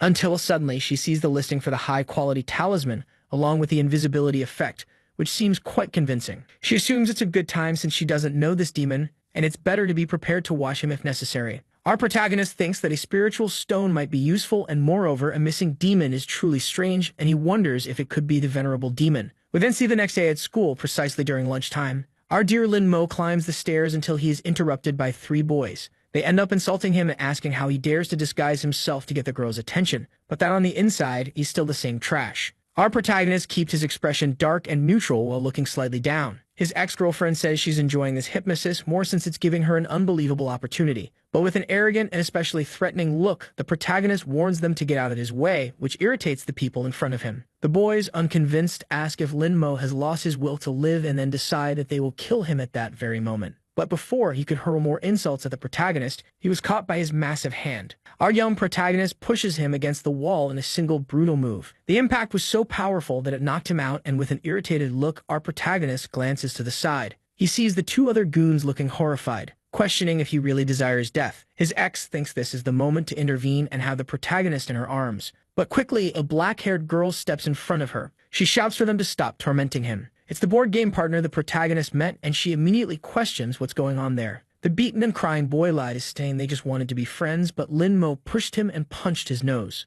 The young woman questions if that's really true, since there's no way of knowing if the boy is lying. Soon after, the protagonist's ex insults the girl, saying she ruined her moment. She then pretends to have just arrived and asks if her protagonist is okay, claiming she heard there was a commotion and rushed over. She asks if it was the girl who did it, and then thanks her. She adds that one day she'll treat her to lunch to properly show her gratitude. She then grabs the protagonist's hand and asks him to leave with her. But promptly, the black-haired girl holds her hand. With a confident tone, she says that this is truly detestable, as a woman should not take advantage of a defenseless man. With a malicious and angry expression, the ex-girlfriend tells her to stay away and not meddle in her affairs, as it's the best she can do. The protagonist tells her to let it go since they can leave now. He realizes she's losing control of the protagonist, so she tries to use her hypnosis. But the hypnosis is promptly nullified and doesn't work on our hero. The demon accompanying her informs her not to use magic for the rest of the day, as he has a bad feeling. The black-haired girl states that she heard the younger girl had dumped the protagonist. She then walks past her, making her angry by saying she pities her. But the brown-haired girl stays rooted to the spot. Trembling with anger, she can only think of how unpleasant this girl is and calls the protagonist a shameless dog for not obeying her orders. Later, after classes, we see the protagonist arrive at his home. He is in front of the computer with his small companion. Ken Xiuxiu then mentions that someone offered 2 spiritual stones and a lot of money, understanding that this person really knows how to do business. Our protagonist realizes the offer is from the blonde girl and wonders if she is a member of the Phoenix Group, adding that it could be a trap. Linmo comments that his companion had told him that the Phoenix Group was responsible for eliminating demonic cultivators, so there's no reason for them to be involved. But the small fox reveals that a trap isn't necessary, as the Dark Gate network already cleanses demonic cultivators daily with the help of the Phoenix Group. Then a small notification pops up on his computer. He notices that the chosen meeting point is Fangtong Station, a seemingly ordinary place. Even so, just to be safe, he goes disguised as usual. His small fox is perplexed, knowing that none of this is necessary, as the site and the delivery are completely secure. The next day after classes, the protagonist successfully completes the delivery. He calculates that after the 200,000 commission in cash,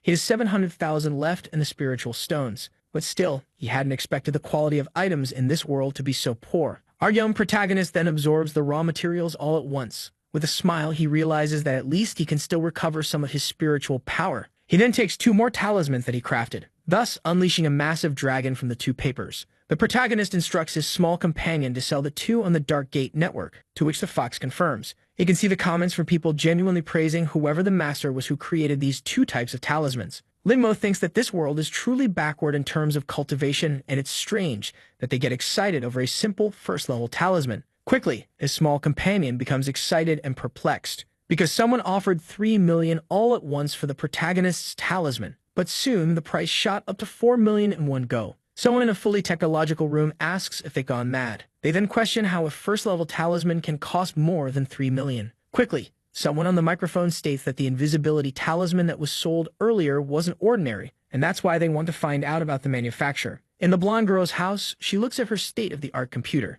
Quickly, she starts getting even more irritated as she sees something in front of her. Yutang then clicks her mouse once, thus adding another million to the talisman auction. Our protagonist simply watches the prices rise with his arms crossed. He had to cover his small companion's mouth so he wouldn't cause any disturbance. Quickly, the bid reached a peak of 15 million in cash. The comments are from people wanting to make an offer to the protagonist and especially asking if they can meet. Our young hero realizes that this is all dangerous, so he decides to disappear for a while, since all the cultivators in this world will probably come after him. But at least he'll get something good out of it, and decides to check on the progress of the blonde girl who was betting in the auction. Sometime later, we see the girl's house. Our protagonist notices that she's still investigating the disappearance of the boys, all of them being virgins, and it seems to have something to do with the Demon King. Looking at the screen, he notices that Yutang is conducting real-time surveillance. But at the same time, our boy feels a bit uncomfortable with it, as he didn't know she was into this kind of thing. She becomes tense upon seeing such ugliness on her computer screen and ends up slamming the table, saying that the boy is horrible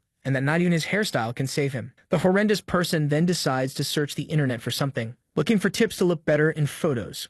It could be anything that would make him look beautiful, so he still searches for eccentric filters. Other things cross his mind too, such as plastic surgery and facial harmonization, but there's something more. Things like having a flat stomach, long legs, and even removing love handles. Our dear Yutang feels she can't continue living after seeing such an atrocity on her screen. She admits that not even the fat guy is as unbearable as this disgusting person. Sometime later, we see the school during lunchtime. Our protagonist notices that the blonde girl said something irrelevant to him, until suddenly his attention is drawn by someone in front of him. It's the black-haired girl who asks if he wants to play, and if Linmo doesn't want to, that's okay, as she doesn't want an easy win. Silence fills the air as the protagonist looks at the board game. Soon he admits that he isn't feeling well and decides to leave. He acknowledges that he doesn't want to admit defeat, but the young man also doesn't want to take advantage of the situation in any way. Our protagonist then goes to the edge of the terrace. Climbing up to get some air, he thinks that if he wants to obtain the power of Yang, he'll need to create a formation, and the most powerful ones are the demonic ones. If only Linmo had some tea, and perhaps it would be possible to do what he desires.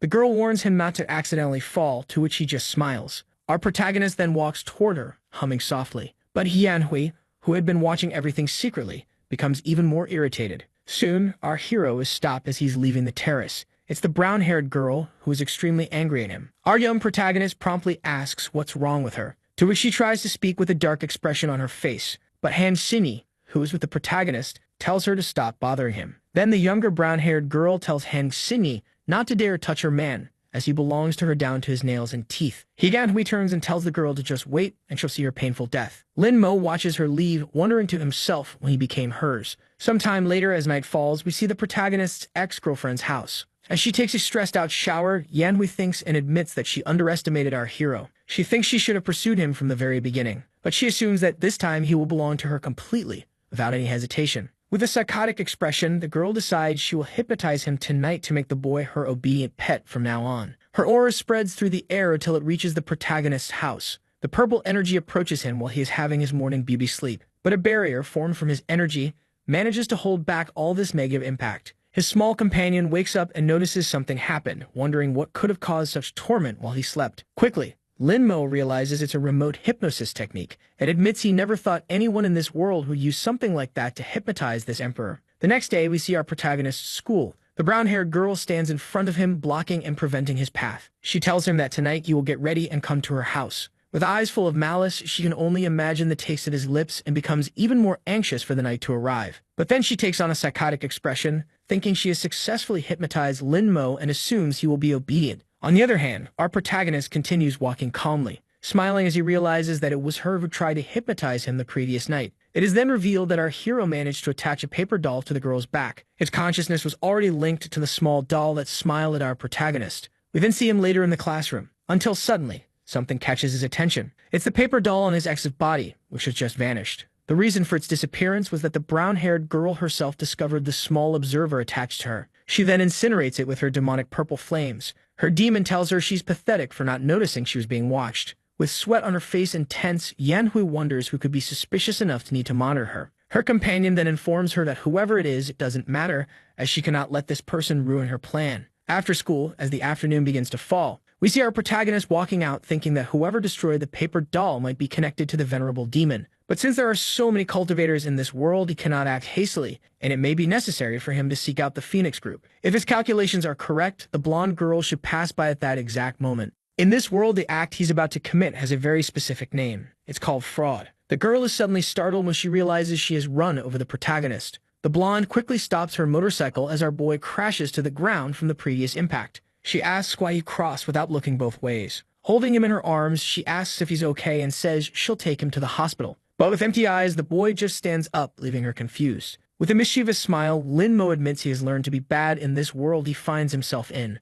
The blonde wonders what's wrong with him and even tries to pull him back. But the protagonist reveals that he is going to his ex-girlfriend's house tonight because she's expecting him for a special night. She is shocked by such a statement, since she knows that's not in his character. Suddenly, surprise shows on her face as she realizes something more. She tries to call the protagonist back, telling him to return to his senses, but he walks past her, leaving her completely stunned. Yutang wonders if the fat guy was really hypnotized. She then makes a gesture with her hands to break the spell. She draws a star in the air using her fingers, resting her hand on the boy's forehead. The shine in his eyes, which had vanished before, starts to reappear little by little, but quickly fades again. She realizes it had no effect and questions whether the person who cast this spell is really that powerful. Soon the blonde beauty decides to use the Phantom Redemption Seal, applying a heavy, magical palm to the forehead of our protagonist. This brings him back to his previous state of mind, which he had clearly been pretending. With his hand on his face, he asks what's happening and why he's there. The blonde says she was about to ask him that and questions whether, by any chance, Lin-mo had met up with his ex-girlfriend.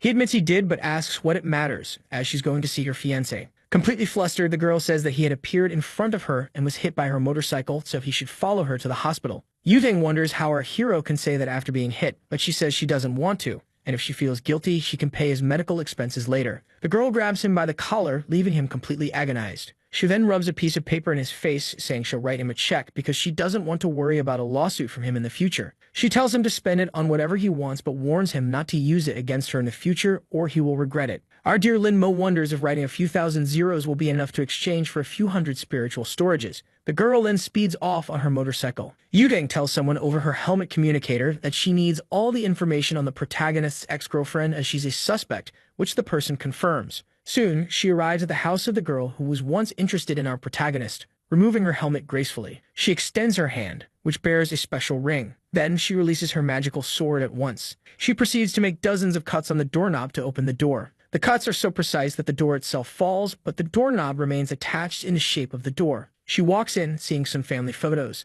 They don't appear to be of her family, but rather of two boys who seem to be her friends. She then reaches the protagonist's ex-girlfriend's room. Realizing she's completely obsessed with thousands of photos of the protagonist pinned to her wall, she even notices several manuals about our protagonist and decides to see what they are. Curiously reading, she flips through the pages slowly. Her face begins to turn red from the indecency of the contents. She assumes that everything there is very perverted and decides to put an end to it, until her communicator informs her of a new problem. It says that Yanhui has disappeared suddenly and suspiciously. The girl realizes that based on the young woman's plans, it's likely she has something to do with the missing persons cases, and she must inform the team to issue a missing person alert. She then thinks that Yanhui is extremely clever for having devised such a precise plan in such a short time. At the protagonist's house, Mike fully envelops the place. He starts to think he's seen enough, and it's easy to imagine that his ex-girlfriend has some connection with the venerable demon, which is why the Phoenix group must prioritize her. Suddenly, a sound catches our protagonist's attention. It's his cousin, who asks if he's seen the news recently. Promptly, our boy opens the door in a somewhat receptive manner.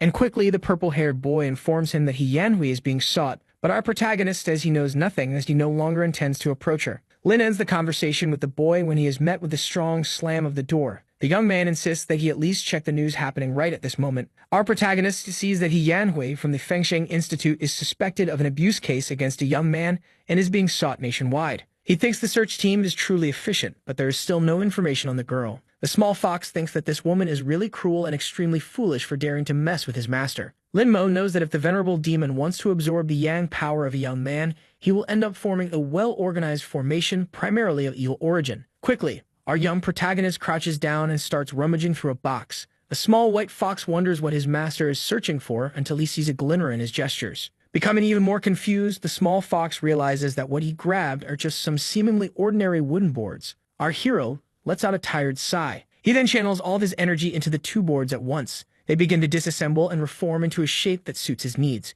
It becomes a kind of manual compass made entirely of wood. The small fox is astonished that he managed to create such an ancient oriental compass in such a short time. Our boy thinks that, with the venerable demon's ability, it will be impossible for the Phoenix group to find her. That is, unless they use this compass to locate the malignant energy. Our young protagonist begins merging the two boards at once, turning it into a tracking device similar to a radar. A massive explosion occurs, causing a startled cry from the small fox. That light artifact from before now feels heavier with energy after merging with a low-level stone. The fox is stunned by this incredible sight. Quickly, the spoon that serves as a needle to point the direction begins to move. The small servant of our hero realizes that his master is truly powerful, having made a simple board work so effectively as a radar. Our protagonist then asks the small fox to hold it, to which the little spirit complies. He then asks his master what makes this compass so special. Quickly, our protagonist explains that it is used to locate places with the highest concentration of yin energy in the city. Suddenly, something catches the young man's attention, leaving him completely startled. He tells the small fox to hide, which it obeys with extreme precision. The boy calmly and silently watches the window, until the blonde girl appears with a funny expression, leaving him slightly confused. She pulls an excited and strange expression, making him feel completely uncomfortable. With his phone in hand, the young man quickly considers calling the police, to which she responds by telling him to open the window and not to do anything inappropriate. She apologizes for what she did, saying it was necessary. Our protagonist promptly asks what she's doing in a place like that, to which the girl tells him not to say nonsense and asks where he was injured. Our hero thinks that Yutang is suspicious of him, but by sheer luck he hasn't healed yet, so the injuries and scars are still on his body. He shows her his wound on his arm and also reveals another on his leg. Quickly, the girl lifts his pant leg in an indecent manner, revealing the minor wound. Completely flustered and embarrassed, he asks what she's doing, but Yutang insists she's just cleaning the wounds. Otherwise, she will be responsible for the scars that will remain if she doesn't. She thinks that this guy, who used to be chubby, really has the most beautiful legs she has ever seen. His fox shouts in his mind that his master offered his arm and she went straight for his legs, clearly taking advantage of him. Our protagonist pulls his pant leg back down and says he didn't imagine someone like Yutang would come over for such a trivial reason. But the girl reveals she has a question, which is about him being one of the last people to have seen Yanhui, and she asks what she told him. The boy admits he doesn't remember anything that happened after seeing her. The girl then steps back through the window and says that this was all useless, so she's leaving, but the boy wonders why she doesn't exit through the door. Soon after, Linmo, being completely cautious, asks her to wait. He finishes by offering to act as bait to help her, if she wants. Quickly, the girl blushes with embarrassment, having seen something seemingly indecent, that being the well-defined chest of our boy, visible due to his shirt. She leaps from the balcony, saying she will accept his offer, but our protagonist notices she agreed a bit too quickly. The next day, the sun rises at the school. Our protagonist arrives in his classroom with extreme flamboyance. The girls approach him completely worried as they heard that Yanhui is an abuser and are concerned about what she might have done to him. Our protagonist, being completely cold, reveals that he is fine and tells the two to move out of his way. Suddenly, another girl arrives, telling everyone to come and see as a very handsome guy has just transferred into their class. All the girls quickly move, heading toward the location to learn more about this new person. The girls near the new green-haired boy ask for his name. He promptly introduces himself as Shen Lishan and says that since they are in the same class, they can call him Lele. Suddenly, a few blonde strands catch his attention. The girls persuade him to go with them to a spot at the main entrance, to which he readily agrees. With ulterior motives, the young man reveals that he transferred to this school to investigate the case of Yanhui, but even so, he did not expect to encounter such a beauty. But suddenly, he is surprised to see that she has her foot on the door. She then delivers a powerful kick that rips the door from its hinges. Immediately after, she shouts to her companion not to leave the school grounds as he shouldn't go outside before she does. The green-haired boy is completely bewildered by this behavior and begins calculating the odds of her being completely crazy despite her beauty. After school, as the sun begins to set, our protagonist leaves the premises still maintaining his usual extravagance. The blonde was waiting for him outside and orders Linmo to follow her. The two begin walking down the school hallway, which is completely silent. We can see that he was taken to the school's infirmary so they could be alone. He states that he's already healed, and if she touches his leg again, they'll have to retaliate and restrain her until the police arrive. But the girl reveals she doesn't care about that and asks our hero to look at a document. She reveals that she has a police relative who found a diary about how to take care of our protagonist in Yanhui's house, which is clearly a lie. Even though the boy has read it before, he is still surprised to see some rather questionable fetish details in the pages. Blushing, the girl says that her plan seems to have a detail about observing men and taking them to her house, and apparently, Linmo was one of those men. But the protagonist says he never imagined she was a pervert and should have figured it out earlier, so he could prepare himself in case something like this happens. The blonde then says they searched the entire country for her, but still haven't found a trace of her, not even in her favorite spots. Our protagonist puts on his glasses and mentions that he remembers Yanhui always liked spooky places since childhood, so she's probably hiding in one of those places. The reason no one has found her is likely because she used some sort of makeup. He says all this while striking an extremely cool pose, to which the girl replies that our hero doesn't need to act like the school detective. Yutang realizes it all makes sense, as she must have used some kind of disguise to hide. She understands that Yanhui really enjoys dark places, so she must have taken many young boys there to practice her dark arts on their defenseless bodies. The girl then says that's all she has to discuss for today, and that therefore our hero needs to leave right now. He gives a mischievous smile at all this, Soon we see his house, where he appears completely defenseless. He has given her the clues, and next time Zhao Yutang will go to the darknet to buy a magic weapon to help find the yin energy. The boy then calls his small apprentice, who quickly appears. Our protagonist instructs him to put the compass he made up for auction on the dark door, which the small fox understands immediately. He begins typing on the keyboard with extreme speed. He decides to set the initial price at 10,000 in cash and publishes it. Then he informs his master that he has already listed it for auction, and it's just a matter of time before they see the results. Ken Xiushu notices that the bidding price is rising abnormally fast, as if it's an item highly coveted by everyone. Quickly, the 10,000 in cash turns into 5 million at a surreal speed. At the same time, we see Zhao Yutang's house, our blonde protagonist. She notices that the price has already reached 5 million in the blink of an eye and continues to rise non-stop. With a cunning smile on her face, she remarks that these people really like to flaunt their money, and then declares that they have no money compared to her. Through his observation doll, our protagonist sees that Zhao Yutang is indeed bidding with intense eagerness.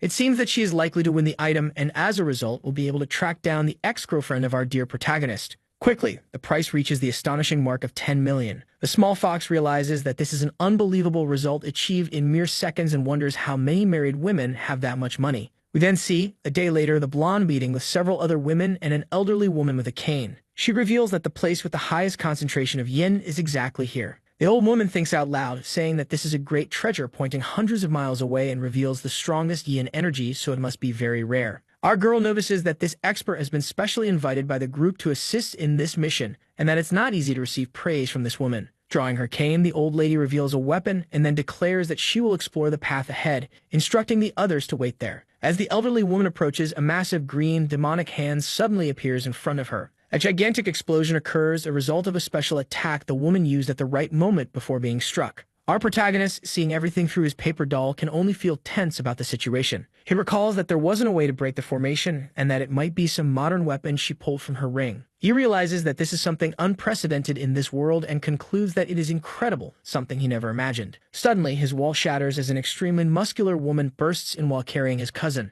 Our young hero is shocked as he notices the woman emanates a strange green and malignant aura. The small fox calls out to his master, saying that this woman also broke the protagonist's cousin. Linmo acknowledges this and asks the small fox not to move, as he had already anticipated this, knowing that there are some things one cannot do. It appears that Yanhui hypnotized them to attempt to kidnap him, but since the Phoenix group is still fighting, it's unlikely his ex would exert herself to come personally. As the fist comes towards him, he keeps in mind that there might be more to all of this. It could be a trap set by Yanhui to capture the Phoenix group while kidnapping him. All he has to do is wait for Yanhui to regret it, and fortunately, he was able to use his aura to protect his body and stay conscious. The woman ends up taking both cousins to a white van waiting outside suspiciously. She throws them inside the vehicle with bags over their heads, doing so abruptly and violently. She then drives away, cruising through the streets without the slightest concern. Soon, the woman reaches an abandoned factory, where the protagonist's ex is likely hiding. She removes the bag from our hero's head. Sadistically, she is surprised that it is him, clearly putting on a front. She asks if he is surprised to see her again in this place. With a sly smile, Linmo admits he is indeed surprised, insulting her in the process. She becomes extremely annoyed by the arrogant tone carried in his words. Throwing the boy against the wall, she can only assume he has a big, bold mouth to speak to her like that. Linmo advises her not to get any closer. Unbuttoning her shirt, she says he's still pretending to be arrogant and wonders if it was Zhao Yutang or Han Shinyi who took his virginity. Her demon informs her that the blonde has broken the formation and is quickly heading their way, so it's best for Yanhui to hurry up and get the job done. With a malicious smile and a wicked expression, she agrees, saying it's true since the Emperor is waiting for her next special move. She declares that the protagonist should stay there and wait, as she will return after they have tested the Emperor. Our boy becomes tense at the possibility that the demonic sword or the venerable demon might be communicating internally with the girl. In a dark cell where water drips, we see, sometime later, the protagonist's cousin sleeping peacefully, even in such a situation. Her cousin wakes up in a panic, pleading not to be killed or abused. Looking around, he begs to be spared from this cruel fate and, above all, wonders where he is.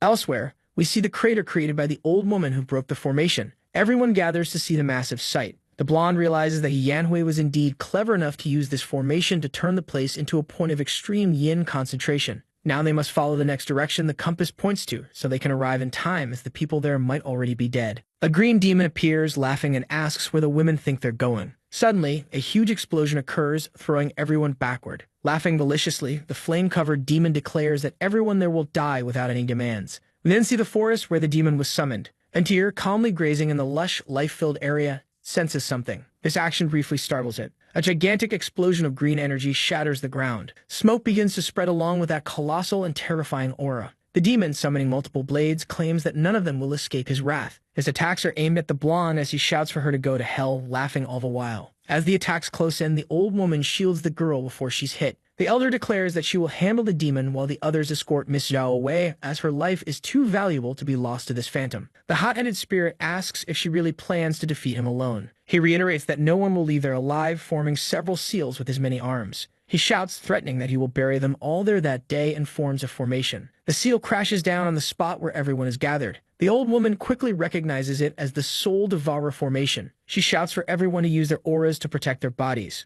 One of the women doesn't have enough time and begins to feel her body burning, screaming in agony. Her cries echo as her life fades, along with her skin and flesh. The blonde is shocked and horrified by the evil scene that unfolds before her eyes. She pulls out a special bow from her storage ring, along with an arrow made entirely of energy. Drawing the string, she mutters that this is a unique situation and she'll need to use ranged attacks. She announces her intention to aim for the demon's face in order to escape. Her aura arrow magically alters its trajectory. It strikes the demonic face with great precision, accompanied by a large explosion. Even so, the demon declares that it's nothing compared to his immense power. The elder states that her life energy and magic are severely weakened due to the formation, so they won't be able to cause any damage to him. Soon, the spirit begins to inflate his mouth with something. It is a thick, dense smoke. Zhao Yutang realizes that the spirit is resurrecting the corpses. Her former companion begins to move in a zombie-like and eerie manner. But with extreme agility, the zombie lunges at her. With quick thinking, the blonde draws something from her storage ring. It is a sword, which she uses to slice the zombified woman in half. The elder then states that she will control the poisonous gas and that the girl must deal with the blood puppets as soon as possible. She also reveals that there is no salvation for any of her companions.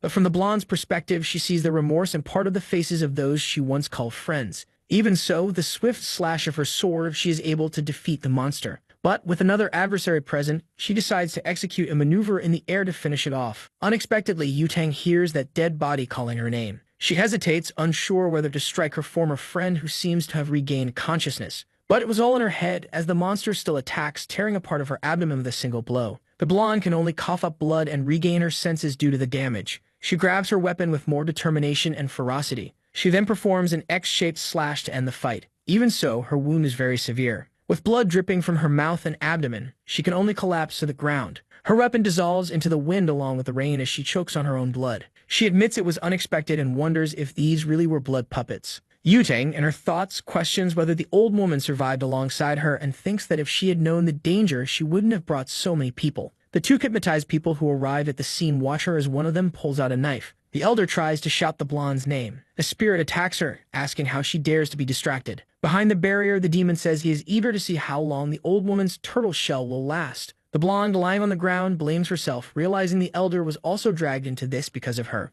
The knife flies towards her, ready to end her life. We can only hear her cursing herself as blood splatters into the air. But unexpectedly, the knife doesn't hit her. It strikes the ground beside her. The head of the attacker was severed in an instant. A girl announces that she felt the blonde's vitality fading too quickly and ran over. This is Zhao Hongling, leader of the Phoenix group, who states that it's too early for Yutang to die. Yutang recognizes her as the man beside her stares at the seemingly younger girl. But we are surprised as the man's head flies and the blonde addresses her as grandma. The elder is shocked by what just happened. For the famous Miss Hongling is present. The demon laughs as he realizes that the young girl is merely the backup that came to assist the women. Feeling insulted, the spirit declares that she is just a mortal and won't be able to fight against this sword fragment. He claims that even if the emperor himself were there, he would stand no chance. Quickly, the mouth of the insolent spirit is shut by the attack of the childlike elder. She undoes the formation made by the ghostly face. The blonde realizes that a single strike was enough and acknowledges that her grandmother is truly incredible. The younger-looking elder then tells her granddaughter that if she had attacked from the start, she wouldn't have been injured like this. She extends a medicine, instructing her to drink it quickly. The girl complies and then asks her grandmother if she can locate her missing companion. The elder states that their target is the protagonist and that he must be saved. She reassures her granddaughter, saying that she knows everything, that she doesn't need to worry. She should focus on resting. The girl feels confused about resting until her vision begins to blur. As she falls asleep, the younger elder calls the older one, who promptly responds. The elder questions where the companion her granddaughter mentioned is. The old woman responds that based on her and Yutang's guesses, he should be in an area with an abundance of extreme yin energy. The younger-looking elder, with her sword in hand, states that there's no need for further explanations. She then asserts that she can still find the place with the greatest concentration of yin. Amusingly, the sword begins to float as she tries to ascend, but she soon falls in a presumptuous and even ridiculous manner. She orders everyone to move quickly, as they need to take the blonde back to HQ to treat her wounds, while the elder will head to the supposed location with the highest yin concentration. She then darts toward the location, saying she'll see them later. We then see the abandoned factory where our protagonist is held. His ex-girlfriend, now possessed by the demon, begins performing a ritual. The fox, alongside the protagonist, asks what she is doing. Our protagonist explains that she is absorbing the yang energy from these men to increase her power, and the price is that she will age. Suddenly, something grabs her attention, a massive surge of energy. She questions who is disturbing her at this moment. Then we see the blonde's grandmother outside. Yanhui opens the door with a scowling, anguished expression. She asks what a young girl is doing there, and more importantly, if she's injured or lost. The younger-looking elder calls her auntie and says that the little bastard is inside. Confusion is evident on the face of the protagonist's ex-girlfriend at this statement. Inside the building, the small fox asks if it's safe to knock him unconscious again as soon as he wakes up. But our protagonist explains that there's no need to worry since he's quite resilient. Suddenly, a massive explosion occurs, startling him. Something flew from the doorway and crashed into the wall. It's the protagonist's ex, now impaled by the enormous sword of the little girl. Floating in the air, the girl remarks that they are just getting started, so Yanhui shouldn't be complaining. Sitting on the sword, the small girl questions whether the older girl won't respond. The ex, taken completely by surprise, asks the younger-looking one to at least put up a fight. With her hands covered in green energy, the ex-girlfriend begins to pull the sword from her chest. She yanks it out and curses, throwing the sword upward. The little girl hovers in the air, watching the scene unfold amusingly. The ex throws the sword and yells for the brat to go to hell. The attack is powerful and incredibly strong. Even so, the wound in her chest starts throbbing in pain, while her shirt struggles under the weight of her chest. She wonders who this brat is. Perched on the sword, the younger-looking girl asks if that's all, as the fight seems to be reaching its end. The ex-girlfriend then asks her demon what she should do since she is no match for her. But when she receives no response from the demon, she remains confused. We see a scene from a day ago in an unknown house. The protagonist's board game partner is staring at herself from the past. Both seem uncomfortable with the strange connection. But soon, the silence is broken as the girl lets out a sigh. She reveals that she's tense because this is the start of the 146th game. But suddenly, something explodes in her mind, grabbing her attention. It's the strong cry of a demonic sword. We see a distant cabin in the forest, seemingly isolated. The boy in the demon's grasp starts screaming for release. He then asks if the entity knows who he is. He reveals himself as a member of the celestial demonic sect. The demon isn't surprised and even recalls that the young man indeed belongs to the celestial demonic sect. But he informs him that such a sect, as fertile as it is, won't be difficult for him to massacre. With tears in his eyes, the boy realizes that this Kai is extremely powerful, and so he cries out for help. Suddenly, a massive explosion occurs at the entrance of the demon's residence. We see a huge trail of dust rising and falling at the now open doorway. A leg steps through. It's a woman who just entered. She stomps the ground with a strong, imposing force, almost as a threat. The spirit recognizes that this Kai is unusual. It belongs to someone unique. The figure before him is, in fact, his long-awaited mistress. Crying into the flushed face, he starts shouting for her as he runs toward her. The girl pushes him away with her foot,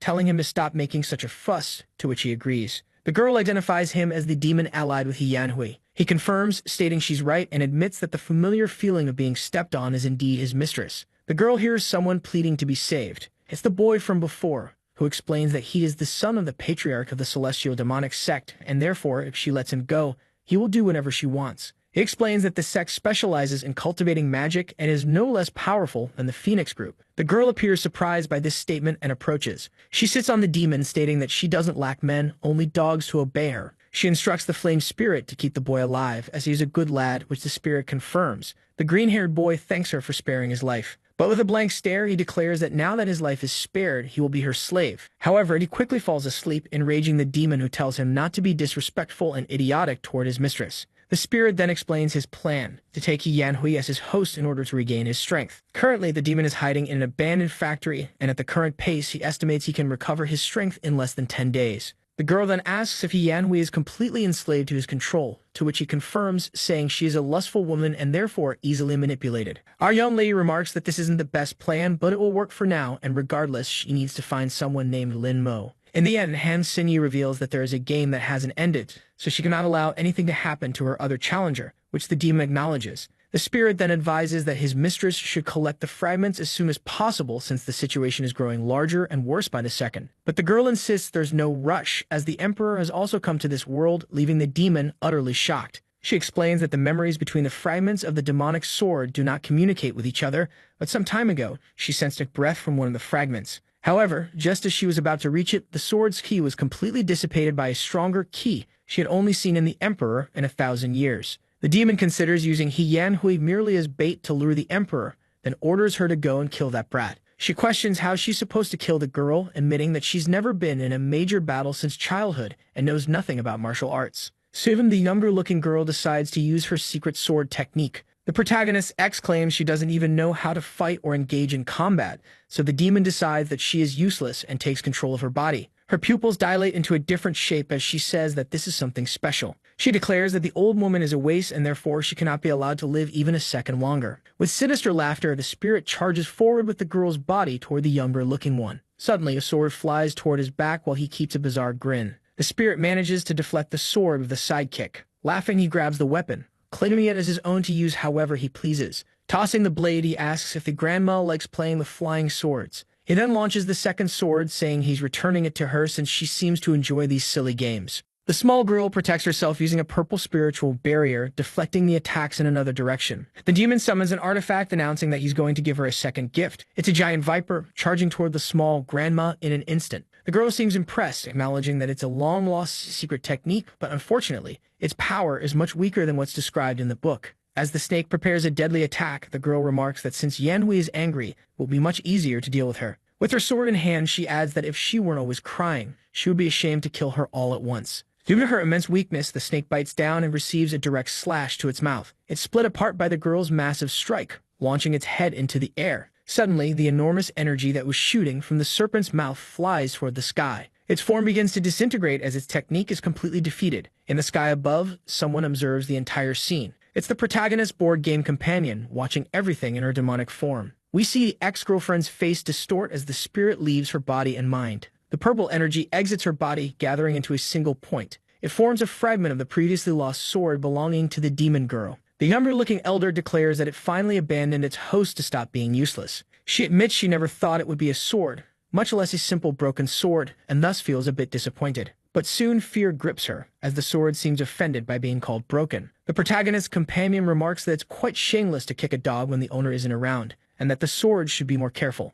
The girl, sweating profusely from tension, recognizes this key as belonging to a high-level underworld demon. Her breathing begins to falter and catch in her throat as she feels the overwhelming pressure. Slowly turning her face, she witnesses this terrifying scene. She struggles to regain her breath, feeling suffocated by the sheer power disparity. Staring up at the girl above her, the elder can only tremble at the frightening sight. The horned girl taunts her, saying she's shameless for daring to stare at her so boldly. Suddenly, with incredible speed, the demoness vanishes from above the elder. Holding her sword, she remarks that it's no wonder she was so hard to find since her kai was being suppressed by the seemingly older girl. The elder attempts to use her purple energy to fend off the attack and defeat the demon girl. She uses the 8th level Taoist sealing technique, causing pink bands to start wrapping around the demoness's face and body. But through those bands, a clear look of menace is visible, one that belongs to someone vastly superior to that technique. As the spell nears completion, the bands begin to change to a deep orange hue. The nails anchor into the ground, finalizing the invocation of her sealing technique. The elder uses the power of the body she possesses to borrow the 10,000 talismans of the 8 directions. She initiates the suppression of evil with the 10,000 talismans to seal the demon as well.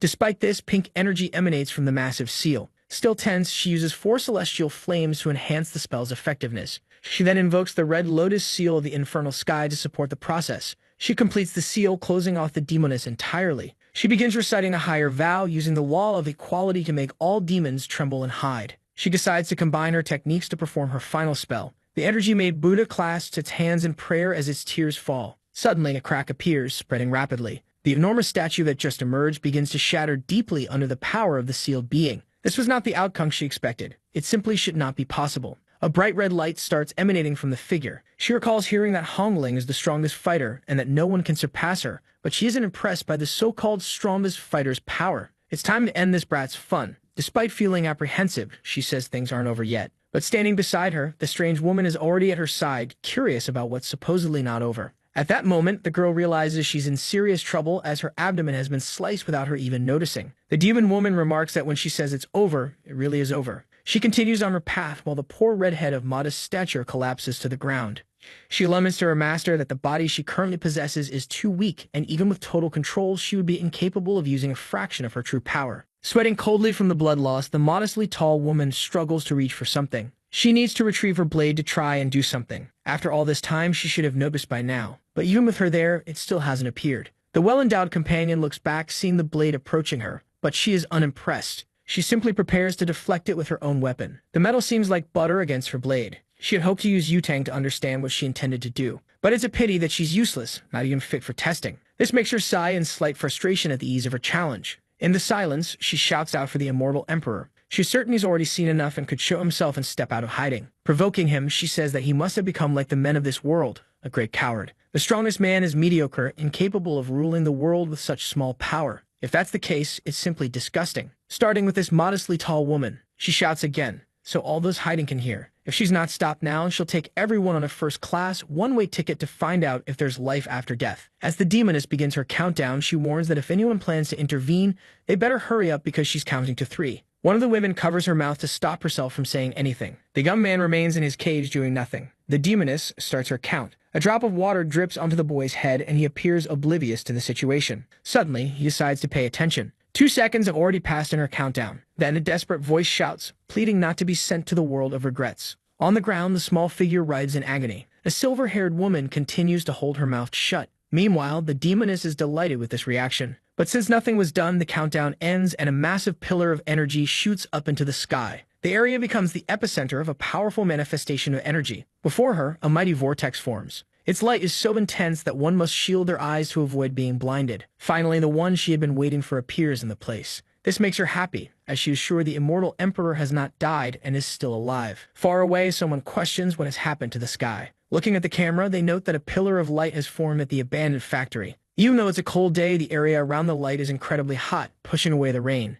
Anxious about what's happening, he grabs the phone from the person recording. He shows that the light has cleared the skies, speculating that it could be a beam from a satellite. Then he notices something emerging from the clouds. Someone else is watching the live stream. She becomes annoyed when the transmission signal cuts off as the beam appears. Inside her home, someone asks if she has done her homework since she spends all day on her phone. She insists she has completed her assignments. Hungsi, the location where the beam appeared, is far from her, and it's where Linmo currently resides. First the search for Yanhui, and now this pillar of light. It's been a long and restless day. As she opens the door, the emperor appears, pushing the demoness by the head. Even after they've left, the wind continues to blow through the area. Finally, the air settles, but the window is shattered. The girl has no idea what just happened there. They simply cross the entire building. The demoness taunts him, saying that without the sacred sword, he is like an old man without tadalafil, completely useless. Delivering a blow, she declares that he is now nothing more than a punching bag. The force of the impact sends him crashing to the ground, destroying nearby buildings. Not satisfied, she begins to gather aura between her hands. She's preparing a massive attack. As she charges it, she chants an incantation. That dark power pierces the sky like a sword. A peculiar shape starts to appear above. Among the clouds, they look like a giant pair of eyes. It reveals itself as an enormous creature, similar to a giant snake. Opening its massive jaws, it releases a beam of energy aimed at the immortal emperor. From above, she's incredulous that he was unable to dodge the attack. But soon as she realizes that things did not go as planned, he remains unscathed. She hadn't expected him to have such a strong protective seal. It's not fair. He knew demon kings were cruel, but it seems their descendants are even worse, showing no regard for innocent lives. Observing her, he realizes that the apple doesn't fall far from the tree, and the son is just like the father. This enrages her, as she believes someone like him has no right to interfere in her family's affairs. The serpent launches a massive attack directed at the city. She shows no concern for the civilians and states that they may live only if the emperor dies. The serpent gathers more energy, closing its mouth. This time it strikes the ground with a continuous beam. It shoots through the entire city in a straight line. Wherever the beam passes, the destruction is total, and flames burn without cease. From above, the Demon King watches her handiwork with satisfaction. She's pleased as the Emperor's defenses have now cracked, and she waits to see what he's capable of doing. He begins to channel energy into 2 of his fingers. He moves them delicately. To her surprise, this movement is familiar and she recognizes it. It's a sword technique. As she realizes this, the serpent is already struck. Then, as she looks at the creature, she notices the severe damage. Finally, after some time, the Emperor wields a sword. Now it's with him. It's a good embryo, and it was worth the wait. She realizes that he placed a charm on the sword when she wasn't looking, forcing her to reveal her weakness. But his plan would only work if he could wield the trash in his hands. Creating a circle with the sword, he prepares a technique. He then brings the sword down, performing a slash. It's a secret technique, the refinement of the divine flame. She feels satisfied, as he always has something new to show. An intense clash of energies occurs between them. The two begin to collide at incredible speed in the sky. Quickly reacting, the demon queen catches him off guard. After several attacks, she manages to land a slash on him. Even so, he smiles as he had finally arrived, just slower than the sword.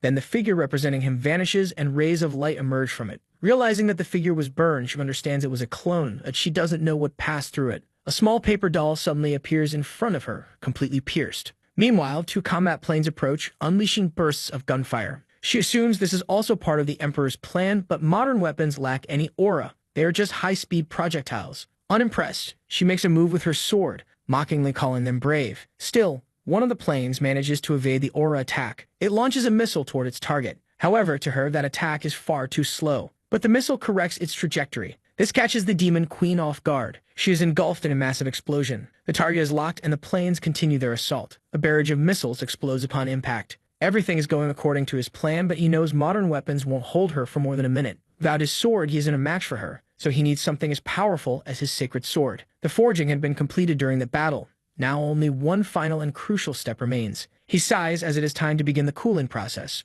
With little fuel remaining, the planes prepare to return to base. Suddenly, an eruption occurs in the city's ground. A massive, shapeless hand rises toward the sky. It grabs one of the planes. Over the radio, the pilot warns the others to get away as quickly as possible. The other plane attempts to evade the hand, but is struck as the hand uses its companion as a weapon. An eyeless creature appears, roaring furiously. The creature is colossal, dwarfing the nearby buildings. From above, the demon queen declares that this is what happens when they interfere in her fight. Now they all must die. Someone informs her that the beast is a roaming source of spiritual energy, a perfect opportunity to eliminate the Emperor before he completes his plan. But from above, something catches her attention. It distracts her, drawing her focus. A small child is crying, searching for his father. As he cries, he says he's very scared. While he shouts for his father, one of the creature's claws moves toward him. It's only a moment away from turning him into a splatter. The demon queen watches closely. The little boy continues crying, unaware that he's about to become a sandwich filling. This scene makes her close her eyes as she recalls something. She remembers when she was also small, searching for her father. With all the destruction, the city is in chaos and all the exits are blocked. In the middle of the traffic, a call goes unanswered. The man says his wife never answers, even when it's important. Unfortunately, they can't get a phone signal. But through the news, they learn that the monster that had appeared in the city center has vanished suddenly. Inside the car, the man worries about the rain that has begun to fall. His daughter mentions that the news had predicted no rain for that day. Beside the bridge, a massive cyclone is forming, gathering water into its body. Some curious onlookers get out of their cars to film it, completely disconnected from the reality and the risk it poses. At the center of the cyclone is the Emperor's blazing sword. He is manipulating the water. It's how he's cooling his sword. The energy condenses, releasing a shockwave that creates waves in the water. The force of the waves drags cars on the bridge, likely sweeping away the fools filming as well. Afterward, a thick fog forms over the area. The girl exits the car despite her father's warnings to stay inside. She looks toward where the river was and she can't believe what she sees. All the water that had been below has disappeared, as if it had been drained. High above, the Emperor stands before his sword. He reaches out a hand to the weapon's hilt. The moment he touches it, an intense burst of light is released. The light is visible even within the mist. The energy released is so powerful that the fog is immediately dispersed. Now the blade he's been preparing is ready to strike down the unprepared. He looks at the fruit of his effort. It had been a long wait. In the mist, the demon queen states that he has been playing the fool while holding a child's hand. She says she wasn't waiting there for him. The little kid smiles because he's finally found his irresponsible father. They embrace and the demon queen tells the adult to get out of there because it's not safe. She doesn't like dragging out fights, so she plans to end this quickly, just as they did in her previous life. The Emperor agrees with her. Positioning her sword above her head, she begins chanting an invocation for a powerful barrier spell. Not to be outdone, the Emperor also summons an entity, but his is adorned with sacred colors. She swings her sword, launching a dark attack. The Emperor responds with an attack that resembles a shonen hero's energy. The energies clash violently in the sky. This is what she was waiting for, and now that he has his sword, there are no excuses when he loses. Placing his fingers in front of his face, the Emperor begins a prayer. Markings appear on his face, and the sword he created disintegrates. Observing this, the demon queen realizes he's using a forbidden sword technique. This is what he used the last time, and she should have prepared her demonic sword for this because, in its current state, it's no match.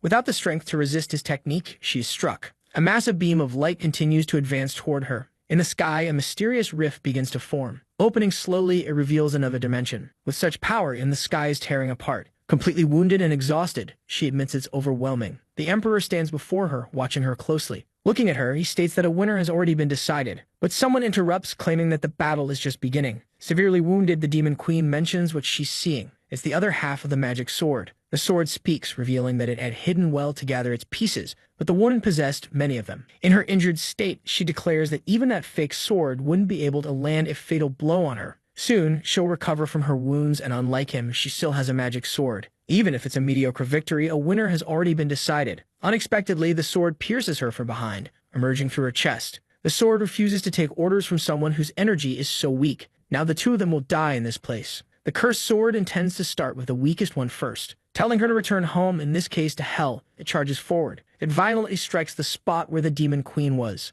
But something is wrong. There are no guts, only concrete. Mockingly, the sword remarks that the emperor played the hero, saving the damsel in distress, but he's just a fool. Barely able to stand, the demon queen asks to be put down as she didn't consent to the touch. Being saved by the emperor is worse than being cut by the cursed sword, and more hateful than being a bald woman. Looking at her, he asks her not to act so stubbornly and to conserve her energy if she doesn't want to die right there. He has a plan, but he needs her help. The sword had transformed into a massive monster, and like a nosy gossip, it wanted to know what they were whispering about. This enrages it, as it wants to listen too, since it loves a good piece of gossip. With his eyes closed, the emperor prepares another spell. It's the prison of light, and multiple beams of energy descend from the sky. They strike the sword monster, pinning it to the ground. This surprises the creature, as now not only can it not move, but it also won't find out what they were gossiping about right in front of it. This prison can only be broken with yang energy. Surely, a powerful sword like it should be able to use some yang energy. But maybe it can't, as it is incompatible with this new world. The comment infuriates the sword so much that, if it had a traditional brain, it would have had a severe stroke.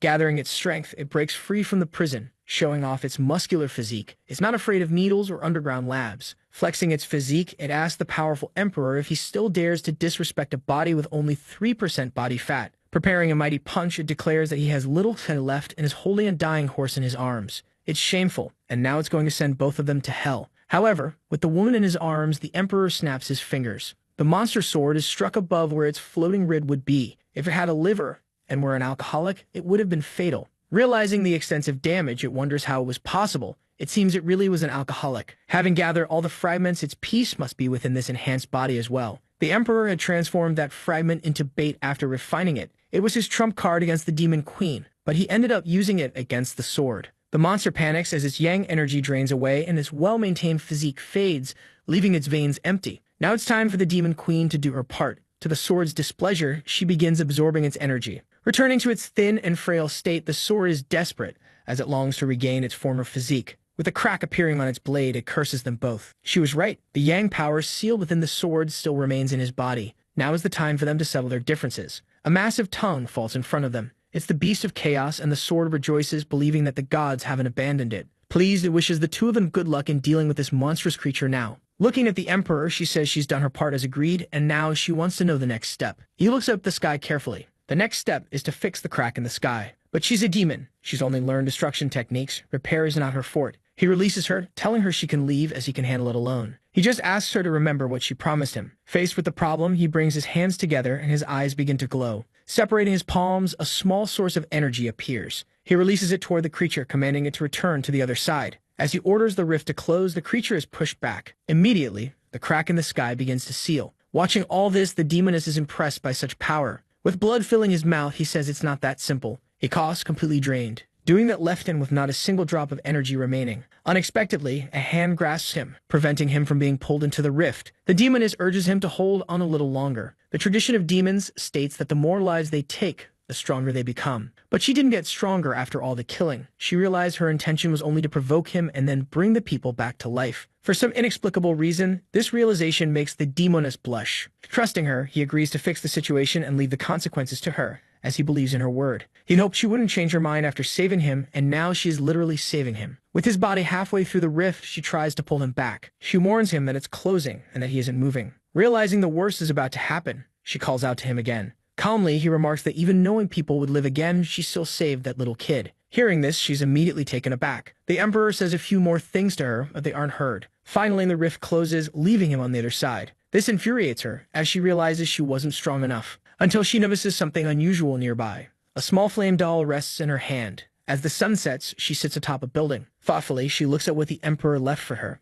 It makes her sigh, feeling a bit disappointed. Raising her hand high, she begins to gather a large amount of energy. From the enormous sphere, multiple beams begin to shoot out across the city. The intense glow reflects on her face, but as the sphere diminishes, the light fades as well. Once the energy dissipates, she costs heavily, weakened by what she did. Resurrecting one person costs 100 years of cultivation, and all those people required much more. Finally, she had done everything she promised. The doll she receives starts to disintegrate in the sky. As this happens, she remembers the immortal emperor, especially when she lay dying in his arms. For some reason, she felt her cheeks flush from what he had said to her. She can't seem to get that gray-haired figure out of her mind. All she can think about is his face. Now she remembers him with a special fondness. The woman lies in bed, sleeping like a log. In her head, she thinks about how the woman with red eyes is a demon and that no one should mess with her. A demon hands her a sword to kill the spy of the immortals, who had already slain many of her kind. But she's just a child. The adult urges her to complete the task quickly. Her hands tremble with hesitation. Growing impatient, the adult pushes her. Thus, the blade pierces the prisoner's stomach. It's too much for her to handle, as she's only a child. The adult tells her that this gentleness is a weakness that will one day come back to haunt her. Gradually, the dream shifts. It's she who should reconsider her thoughts on this matter. Now her eyes fall upon something else. The immortal emperor is being pulled into the rift. She just wants him to shut up and try harder to be saved. But he mentions what she did with the lost child. Those words torment her, and she begs him to be quiet. But the emperor only responds with a slight smile. He knew she wasn't a good person, but he didn't expect her to not be entirely bad either. After this intense, troubled dream, she rises from her bed. Her hands clutch the sheets as she feels shaken. At a large table, a shadowy woman recounts the events of the past week. The two fought and destroyed half the city, and a clash of swords even tore through the sky. In the end, some unknown force brought back everyone who had died, but they can't expect that to happen again. One person suggests they might as well sit and wait for death if they trust these clowns. Yang Qianyu questions what else they can do, decides nothing. The Saint Yachi finds it hard to believe that a sword slash could split the sky and open a rift. The sword saint feels embarrassed by this narrative, as she's unaware of any such technique. Lag Sinrin tells her not to feel that way, as no immortal could create a hole in the sky. The guy who's into body modifications mentions that old man Zhao was wiped out with a single blow, and they wouldn't stand a chance either. Yutang, with her ample attributes, asks her grandmother if the people there had gathered just to complain. Grandma Bayan tells her granddaughter to be more polite, as she has already spoken with another elder about how they plan to handle this issue. Since ancient times, her clan has overseen the oracles, the arms of the divine path that govern the world today, defending the righteous way and eliminating heretics. But the oracle left an enigmatic message. They must drink this tear and do what is right, and they sealed it without knowing its effects. The blonde wants to know what this tear has to do with them and their plans. Her grandmother recalls that when Yutang arrived at the temple, she had so many wounds that her chances of survival were slim, which makes Yutang ask how she's still breathing. The seal they had placed broke, and its contents fused with her. She is now the daughter of destiny from the heavens. This is their trump card, and they need to help Yutang cultivate. One of them suggests bringing in a man from his clan to pair with her, aiding her cultivation. But the woman with the slight shadow says it needs to be someone with a pure yang body, shocking Yutang that they're taking this seriously. A man with such energy is naturally very handsome, so they would have to choose the most beautiful, which further annoys Yutang. The guy with the piercing mentions that he must also be young, as an age difference would be counterproductive, so they should look in schools. That's why there's a beauty contest in progress. Hearing this, Yutang is upset that she doesn't have a say in the matter. Now the red-eyed girl learns about this new plan. It's necessary for Yutang to double her cultivation. There will be a beauty contest among students, putting him on the list of potential candidates. She wants him to win it, as it would bring them closer to the Phoenix Group and the Daughter of Destiny. In the meeting, they also mention something else, and she wants to hear it. They plan to use all they can to find the Emperor and His Majesty. After hearing this, she releases the guy to leave. But a week has passed since everything in her aura still hasn't recovered. This body is weak, and since her last resurrection, her foundations have been damaged. Even if this world isn't dangerous, things have become complicated with the rebellion of the magic sword, as the Emperor and the demon sword are her enemies. She will remain hidden as Han Xinyu for now, but once she recovers, she will pursue the sword first. She says she'll keep the pot, and the man tells her to move to the next counter. He also asks if she likes monarchs, which embarrasses her. A small girl with foxy ears greets her master. She asks if he's all right, but the young man is meditating, deeply focused. However, he had instructed her to keep an eye on Yutang with the paper doll, so she summarizes the meeting's events. She didn't hear everything clearly, but she mentioned the beauty contest and how they want to double Yutang's cultivation to face the demon queen. Additionally, they're searching for her master and the demon, so he dismisses her as he needs to focus. The use of forbidden techniques affects his mortal body, making it feel as if he has no power left, so he must keep Lin Mo under the radar for a while. He makes a precise move on the board. His opponent has lost to him once again. She acknowledges this, but thinks she only let him win because he was kidnapped because of her, believing that a mortal would never truly beat her. She recalls that she promised him a wish if he won, assuming it would be something like going out together or something typical. Took her surprise, he says that's boring and suggests they discuss it another time. She hadn't played well today, she seems sleepy and shouldn't wash her face before coming to school. This infuriates her, as she tried to be nice to the mortal,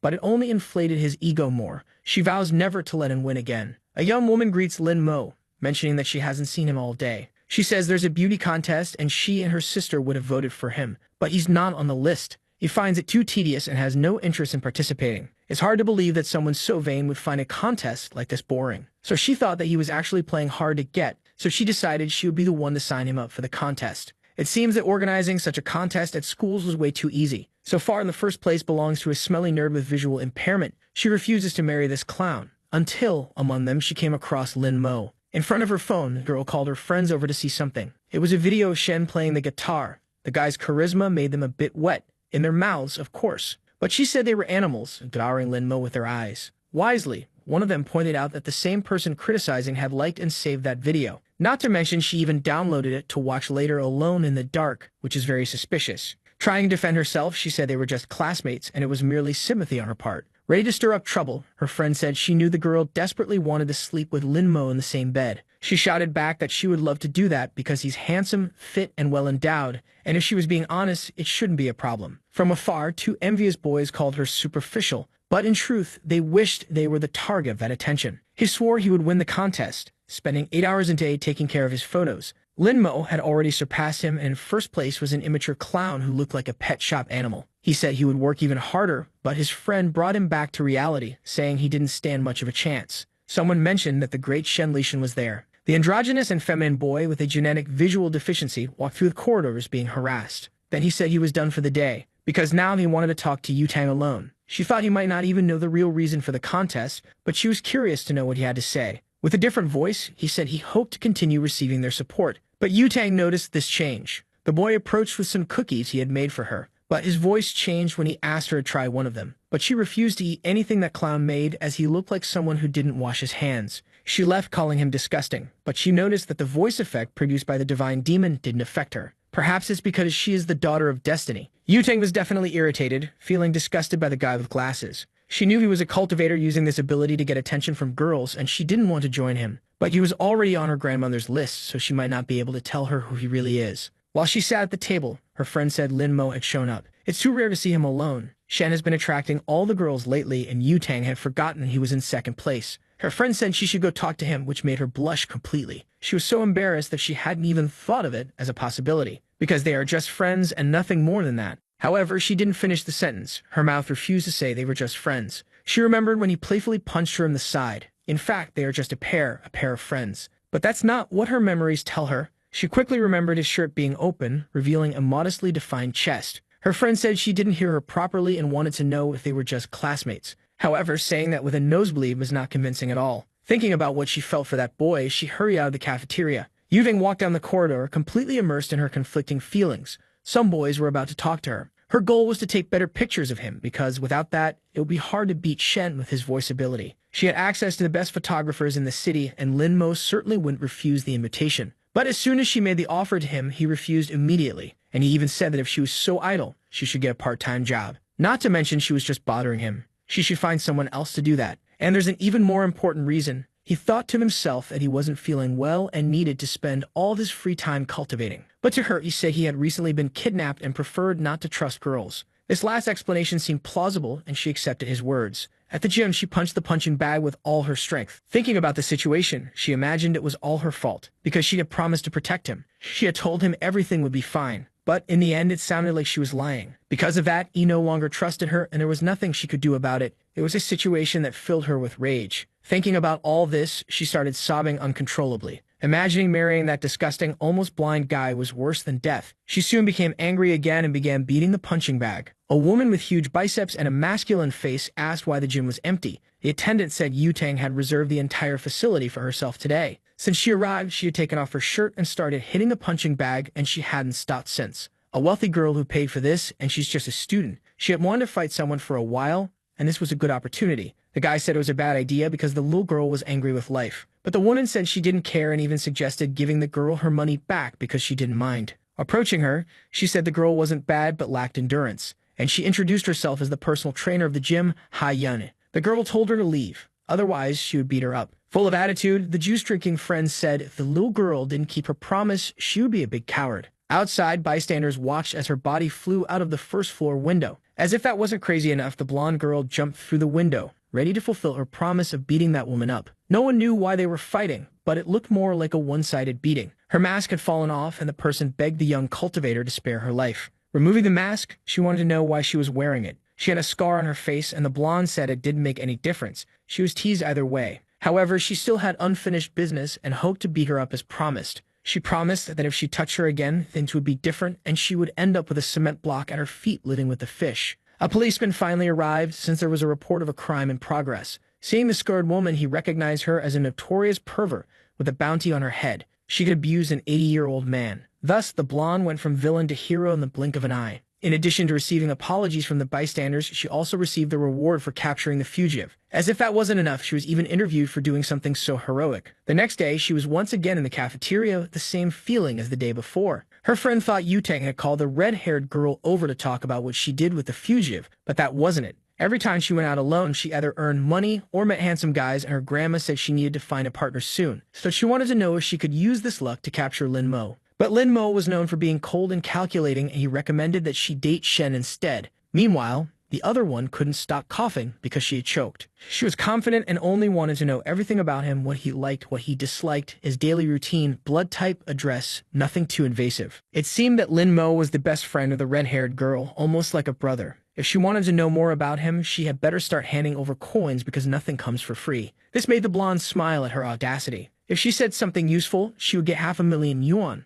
But if she talked nonsense, the redhead didn't even listen and said she was a woman of her word. Pulling something out of her bra, she said there was no turning back now. All those notes were related to his habits and interests, which she had been collecting over time. Now the blonde found herself overwhelmed with material to decipher. However, there was one thing she could confirm in advance. Every day at lunch, he didn't eat in the cafeteria. He got his meal and disappeared. But the blonde had already noticed this too. A friend said he played chess on the terrace with a girl every day. As soon as she heard it was a girl, the blonde felt a wave of jealousy and wanted to know who this bold person was. Pointing to where the food was, she said the girl was right over there. So the blonde turned to see who it was, as she had never heard of anyone playing chess at the school. It was the red-eyed girl, Han Sinyi. Upon seeing this, the blonde became even more surprised. She hadn't expected that. Then, looking at her, she remembered something. She was dead, she kept saying and repeating it. Because of a stupid game, she was ignoring her friend's life. Her friend told her to be careful because Han Sinyi was a strong competitor, but the blonde said they were friends. At least they were that once.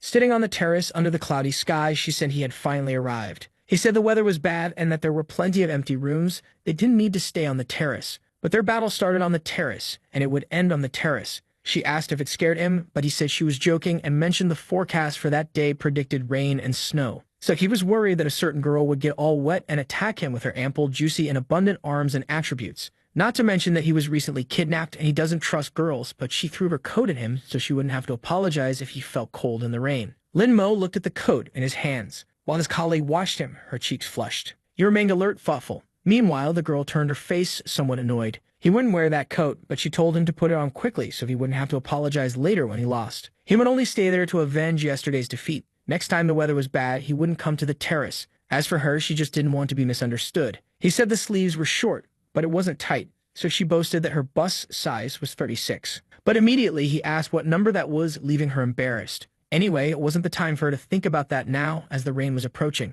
It started raining and the girl was still burning with embarrassment. She said his mouth was cursed, and that it only rained because of him, but he had just read the news. That was enough for him, and he said he was going home. As soon as he turned his back, she told Lin Mo to stop. When she lost, he told her to wash her face and come back, and that's what she did. And now it was raining. Today they would play, no matter what. Trying to be spontaneous, she invited him to play because she needed to beat him today. Looking at him, she felt annoyed because of the expression on his face. Irritated, she told him to go home if he didn't want to play with her. The girl stood in the rain, her clothes becoming transparent, feeling upset with Lin Mo. After venting, she looked at him discreetly. To her surprise, Lin Mo agreed to play, but only one match. Now it was his turn in the game. Realizing they were about to play, she looked at him a bit happier. Only to say that, actually, it was her turn to play. Because she was so powerful, she spent much of her life being feared, never having a friend or anyone she could trust. She was prepared to be the queen of demons, to commit genocides and lead. She didn't need to feel affection for anyone, but she managed to feel that in this world. Someone who accepted her spontaneous invitations. Someone who wanted to do things she liked to do in her company. For the first time, she felt joy in doing something like that. He sneezed, and the little girl wanted to know if her master was okay. He said he was fine and wanted to know how the Dark Gate was doing. Everything was fine. She had published all the sinan she had received from him, and 8 had already been sold. That way, there would be compasses for her to find yin energy, so the demonic sword wouldn't dare to be so aggressive. She should hide everything related to cultivation at home until the wall that was destroyed could be repaired. Suddenly, a woman appeared, calling him by name. She wanted to know what he had done with Yutang, as she had received several gifts from her, and the girl said she wanted to talk to him. Lin Mo said he had done nothing and hoped she would knock on the door next time. But they had guests, and she wanted him to go downstairs to greet them, but it would be a hassle for him, and he needed to take a bath. This upset her because Yutang was after him and he ignored her, but a marriage between them would be excellent for his family. She returned and asked the blonde to wait because Lin Mo was taking a bath to look even more handsome. The woman said she, her husband, and her son needed to leave and the blonde could stay with Lin Mo, but she just wanted to tell him something and leave right after. She called her husband to leave and said they would only return the next day after lunch, but the blonde said it wasn't necessary. The poor blonde just wanted to apologize, but the more she spoke, the more she was misunderstood. She was so nervous that she felt the need to go to the bathroom. So she began walking around the house looking for the bathroom. Then she saw a small crack open in a door. Unexpectedly, Lin Mo came out wearing only a towel, showing off his chiseled physique with no apparent fat, like a Greek deity. That's when he noticed someone standing in front of him, wearing just a towel. With the bulge clearly visible, he told her to say what she came to do there. But her thoughts were racing, as all she wanted was to get a closer look at that bulge. She apologized, saying she was looking for the bathroom and didn't know where it was. She insisted she hadn't seen anything, hadn't looked at anything, and that it wasn't her intention to see that bulge through the towel, and if she did see something, she'd already forgotten. But recalling the luck of the daughter of destiny, she started to wonder if her lustful thoughts had become reality. She was sure that something strong and intense was going to happen now, starting with her own feelings. Now she wasn't sure what she was feeling in her chest. Gathering courage, she told Lin Mo that it was still too early for them to do this. Unfortunately, she didn't finish her sentence, as she felt something strong in her chest. It was a punch from Lin Mo, determined to defend his purity from voluptuous women. He had mastered the technique of protecting his innocence skillfully, and he didn't know what she wanted, but it was better if she took care of herself. Back in the room, they had a slightly healthier conversation. The blonde wanted to apologize for being unable to protect him the last time, but for him, that was Yanhui's fault, not hers. Still, the blonde had bought many gifts for him as an apology, hoping he would accept them. He said it wasn't necessary, but if she wanted to pay for the wall repair, it wouldn't be a bad idea. Since it was already late, he needed to rest, and if she was done, she could leave now. So she left his room, carefully closing the door. Outside, she leaned against the wall, frustrated with their interaction. Slowly, she started sliding down the wall, until she sat on the floor. This wasn't the feeling she wanted in her heart right now, and she began to recall all the moments she had shared with Lin Mo up until then. It made her sadder than she expected. Inside the room, he continued doing his pure boy activities that only exist in fictional narratives. Meanwhile, the blonde looked at him through the broken wall. She entered his room once again, calling his name. Being perfectly direct, she asked him to become her boyfriend. She waited, a bit apprehensive for the response. She said she would only say it once. She didn't want to take advantage of him because of the trauma from the kidnapping, and she knew he hadn't even recovered yet.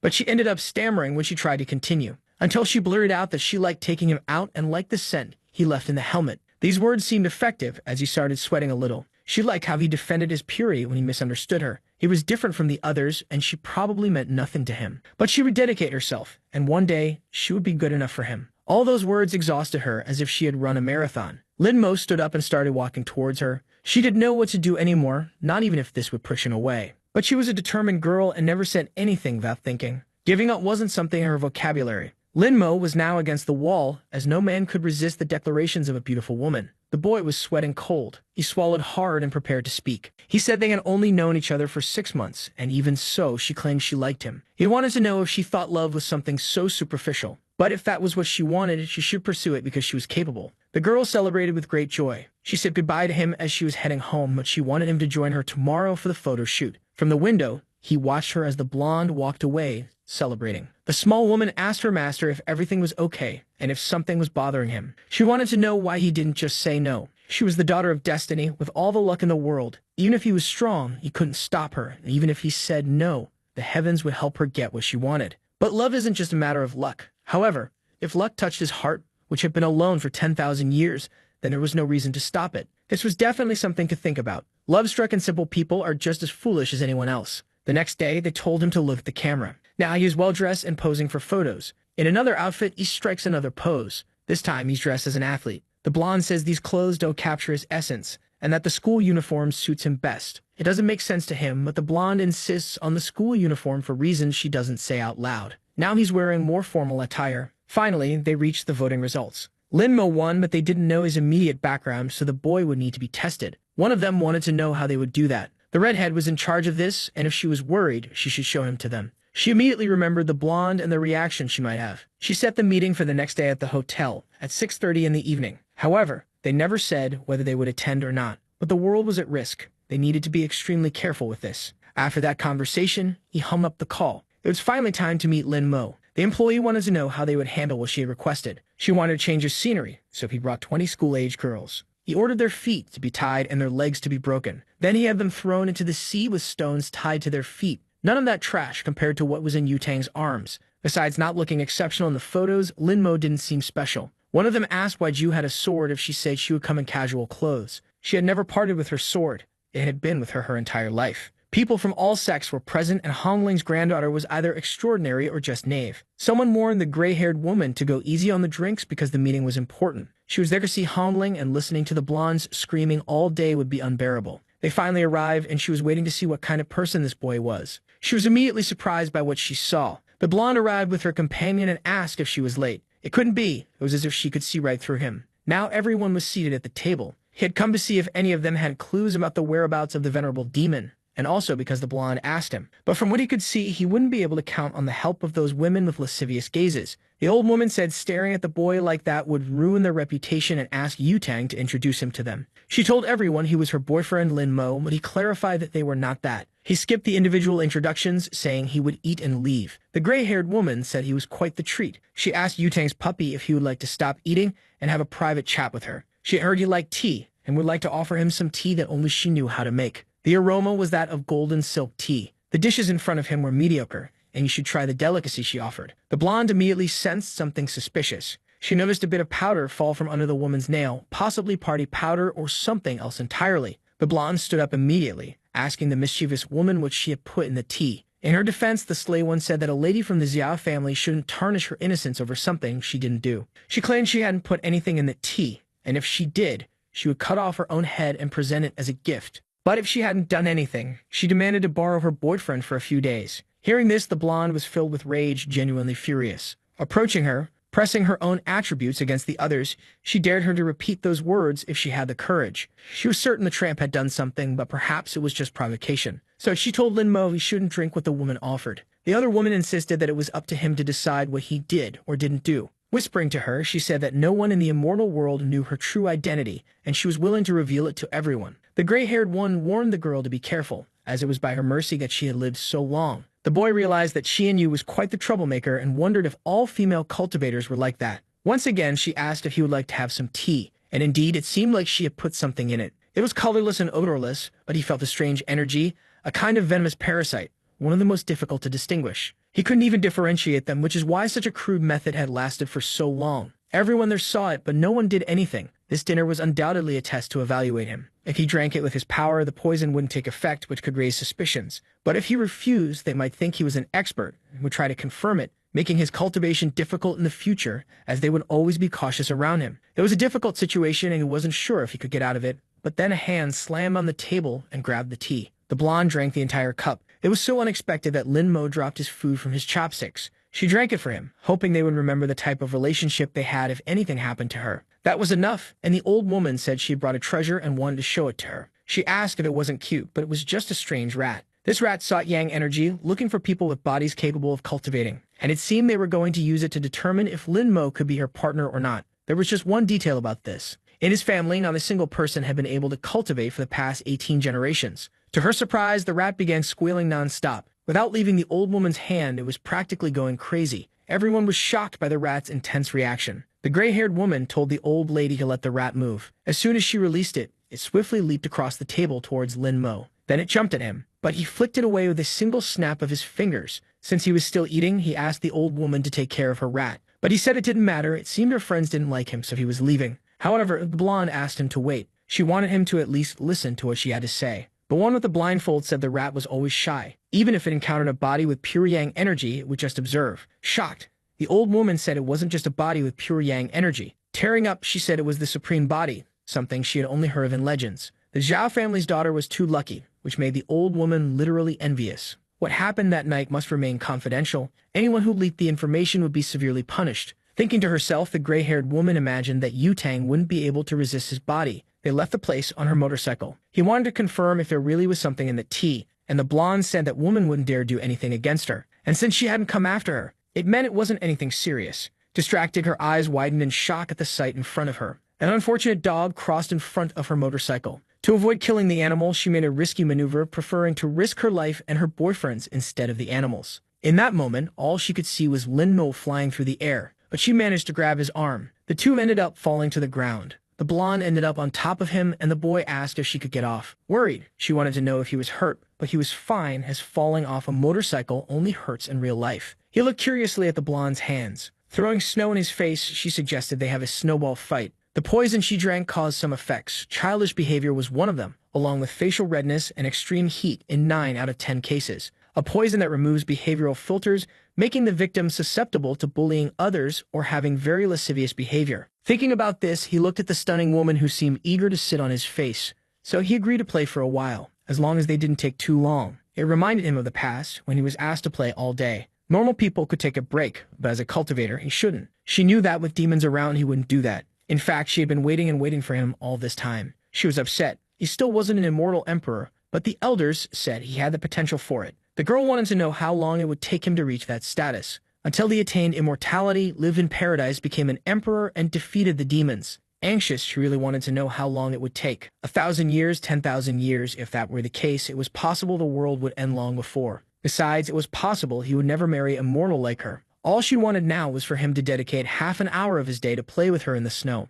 After that, she apologized for putting him in a difficult situation. She told him to go on and be the hero he wanted to be. Perhaps in the next life, they could meet again. Who knows? Because she will keep bothering him to enjoy the snow with her. The monstrous sword says this generation of cultivators is foolish. He shouldn't have given that place to weak mortals. Since the Demon King doesn't care, he's going to destroy that place. The girl crawls. The air is so heavy she can barely breathe. As soon as he gets close to her, the monstrous sword strikes with force. But the emperor appeared to protect her. Angry at what the sword had done to the place, he launched a strike with his own sword. The monster was irritated because, despite being a demon sword, they had sent a novice to deal with it. He said his brothers would arrive soon and the sword wouldn't be able to escape. But the demon sword wanted to know who was faster, him dying or his brothers arriving. The battle continued with violence amid the burning village. A single blow had been devastating. Then he realized there was something worse than his wounds. The girl he had protected was now flying through the air. It was too late. The demon sword was eager to take her life. But then he noticed something was happening. His feet were being held. The monster told the novice he had been fooled. All his attention was focused on that woman,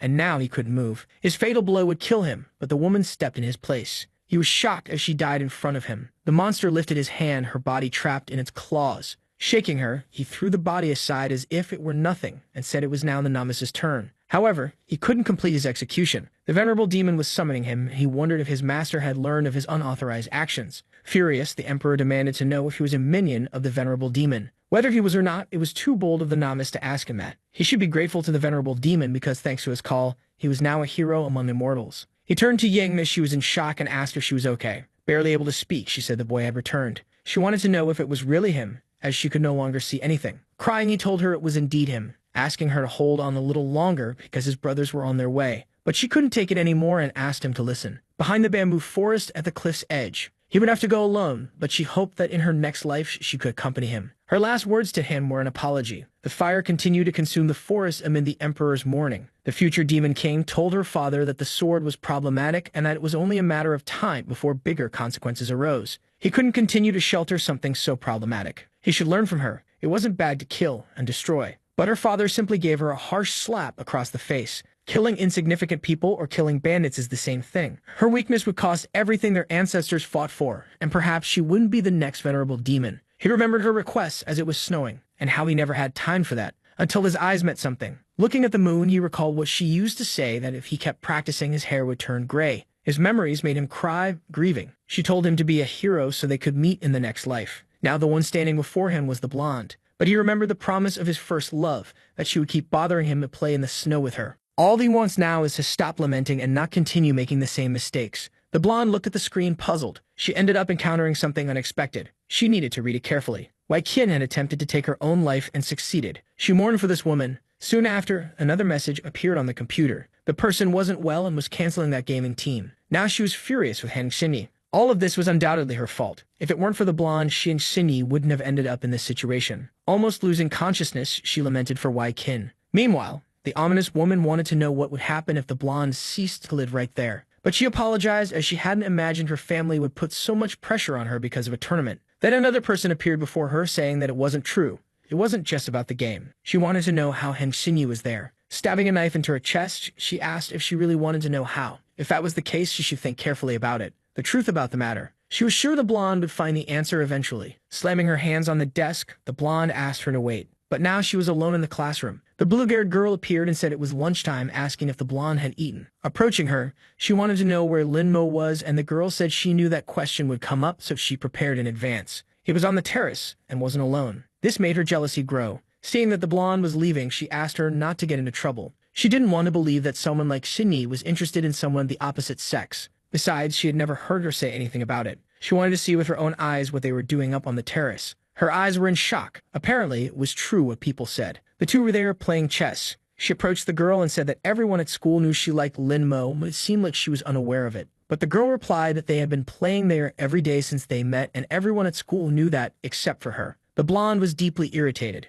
Since she was there, she had something to ask her. Something related to her older sister. But the brunette said the question made no sense because neither she nor the blonde's older sister had anything to do with her now. She knew she was at fault, but she just wanted to know why she hated her so much. The brunette stepped even closer to her. Staring directly at her, she said the blonde knew nothing. Curious, she wanted to know what she didn't know and asked her to tell her right away. If she cared so much for Kin, she should search for herself. With her current strength, it shouldn't be difficult. The blonde said that if this was a bad joke, she would make her regret it. Touching Linmo's shoulder, she asked him to come with her. He could play with her, as she was good at it too. But the brunette held the blonde's arm while she did, leaving Linmo and the blonde perplexed. She didn't want their chess tradition to be broken and said the blonde was being too friendly with him. So if the blonde said she was his girlfriend and wanted to know what the brunette was, and she replied that she was the only one at his level in that game. Standing up, he said he didn't belong to anyone, and if they intended to talk, he would leave. Before he could leave, the blonde grabbed his arm. If he was going, he would go with her. Finally, he told Yutang that she was being very childish. She told him he could go and tell the teacher then. But the blonde didn't know why she felt this way every time she saw Linmo in that woman's company. Then Cindy grabbed her arm. This immediately sent the blonde into a fit of rage.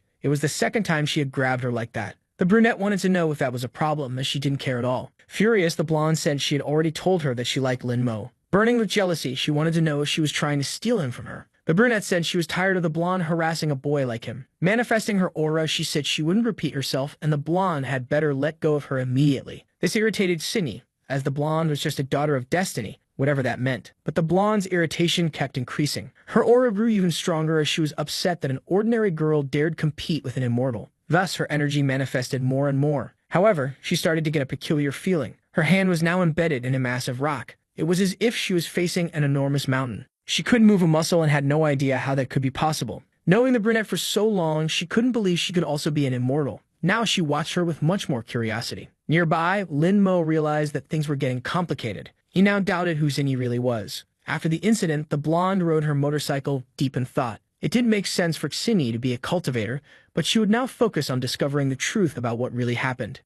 On the phone, someone told her they had obtained the recording she requested and that the incident involved, but she interrupted them, asking them to send the video immediately. Until then, there hadn't been anything suspicious in the recordings, and she hadn't suspected anything. Since her luck was increasing, that dream must have had a meaning, and now she needed to see it through to the end. Watching the video, she noticed something. It was the building near where the accident happened. In the recording, she could see Xianyu walking, and she recalled the veiled threat she had heard from her. Xianyu was attacking mortals again. This time, she wouldn't forgive her. Inside a club, some guys mentioned that it was a privilege to be with the immortal from the Yang family. Focused on her phone, she told them to interact with each other and not to bother her. It seemed her mind was elsewhere. From what she had researched, Linmo was an ordinary person, but she suspected his past might have been concealed. A supreme body of pure Yang energy. It made her furious that the blonde had obtained something so valuable. A loud impact struck the door. It was the blonde arriving full of rage. The blue-haired guy wanted to know what brought her there. She slammed her hand on the table with the recording. There was something she needed to ask Tianyu.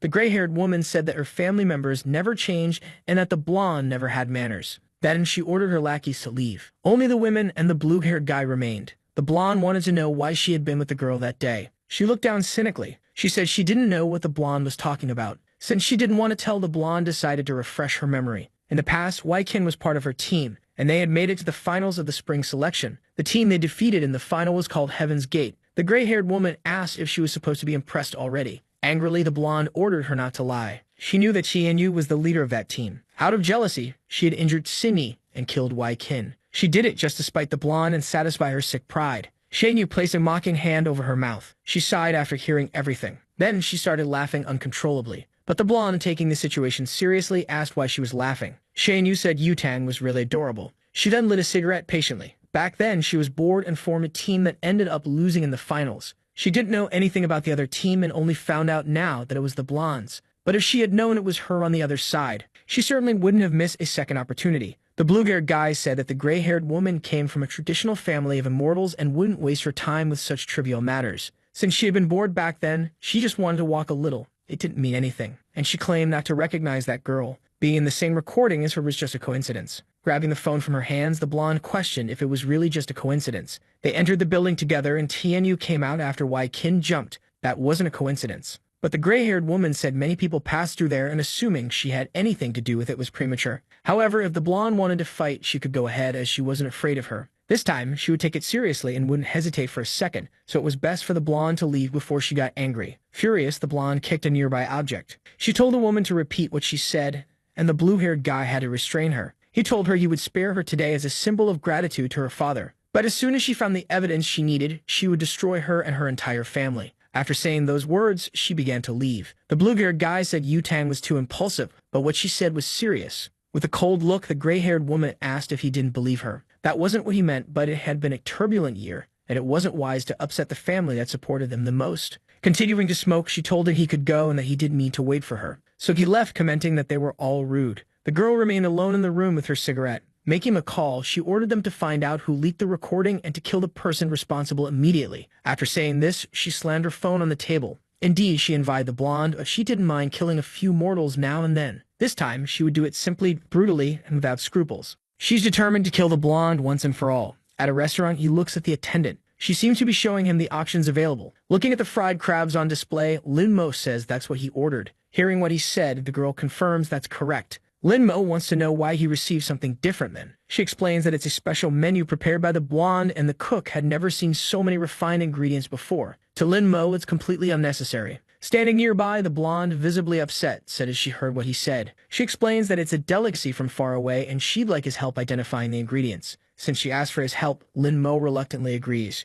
She claps her hands enthusiastically, delighted by his response. The blonde instructs the cook to bring the other dishes, as her friend won't eat there. Knowing that Lin Mo likes to eat in peace, she prepared an empty room for him to have his meal. In response, he simply says she doesn't need to do such meaningless things anymore. Hearing that, she grabs his arm and he glances at her from the corner of his eye. It's not meaningless to her. It's a gesture full of meaning. She's madly in love with him and hopes to deflower him one day. It's filled with meaning and numerous intentions. Hearing her words, he is a bit surprised, but then gives her a slight smile. If that's how it is, he's fine with it. As Lin Mo walks away, the blonde notices a pair of feet approaching. She's immediately surprised by what she sees. It's the brunette, inviting Lin Mo to play another game. The blonde steps between them, suggesting they start in the room she reserved for him, and if he wants to play with someone, he can play with her. Seeing this, the brunette comments that the blonde is always like that, assertive, carefree, and always causing trouble for others. She extends her hand and gestures around. There are several students watching what's happening because lunchtime gossip is irresistible. She explains that she did all this so Lin Mo could have peace, but all she's managed to do is draw even more attention to him. Not to mention that her body was hurt because of the blonde. After hearing that, the blonde shouted that enough was enough.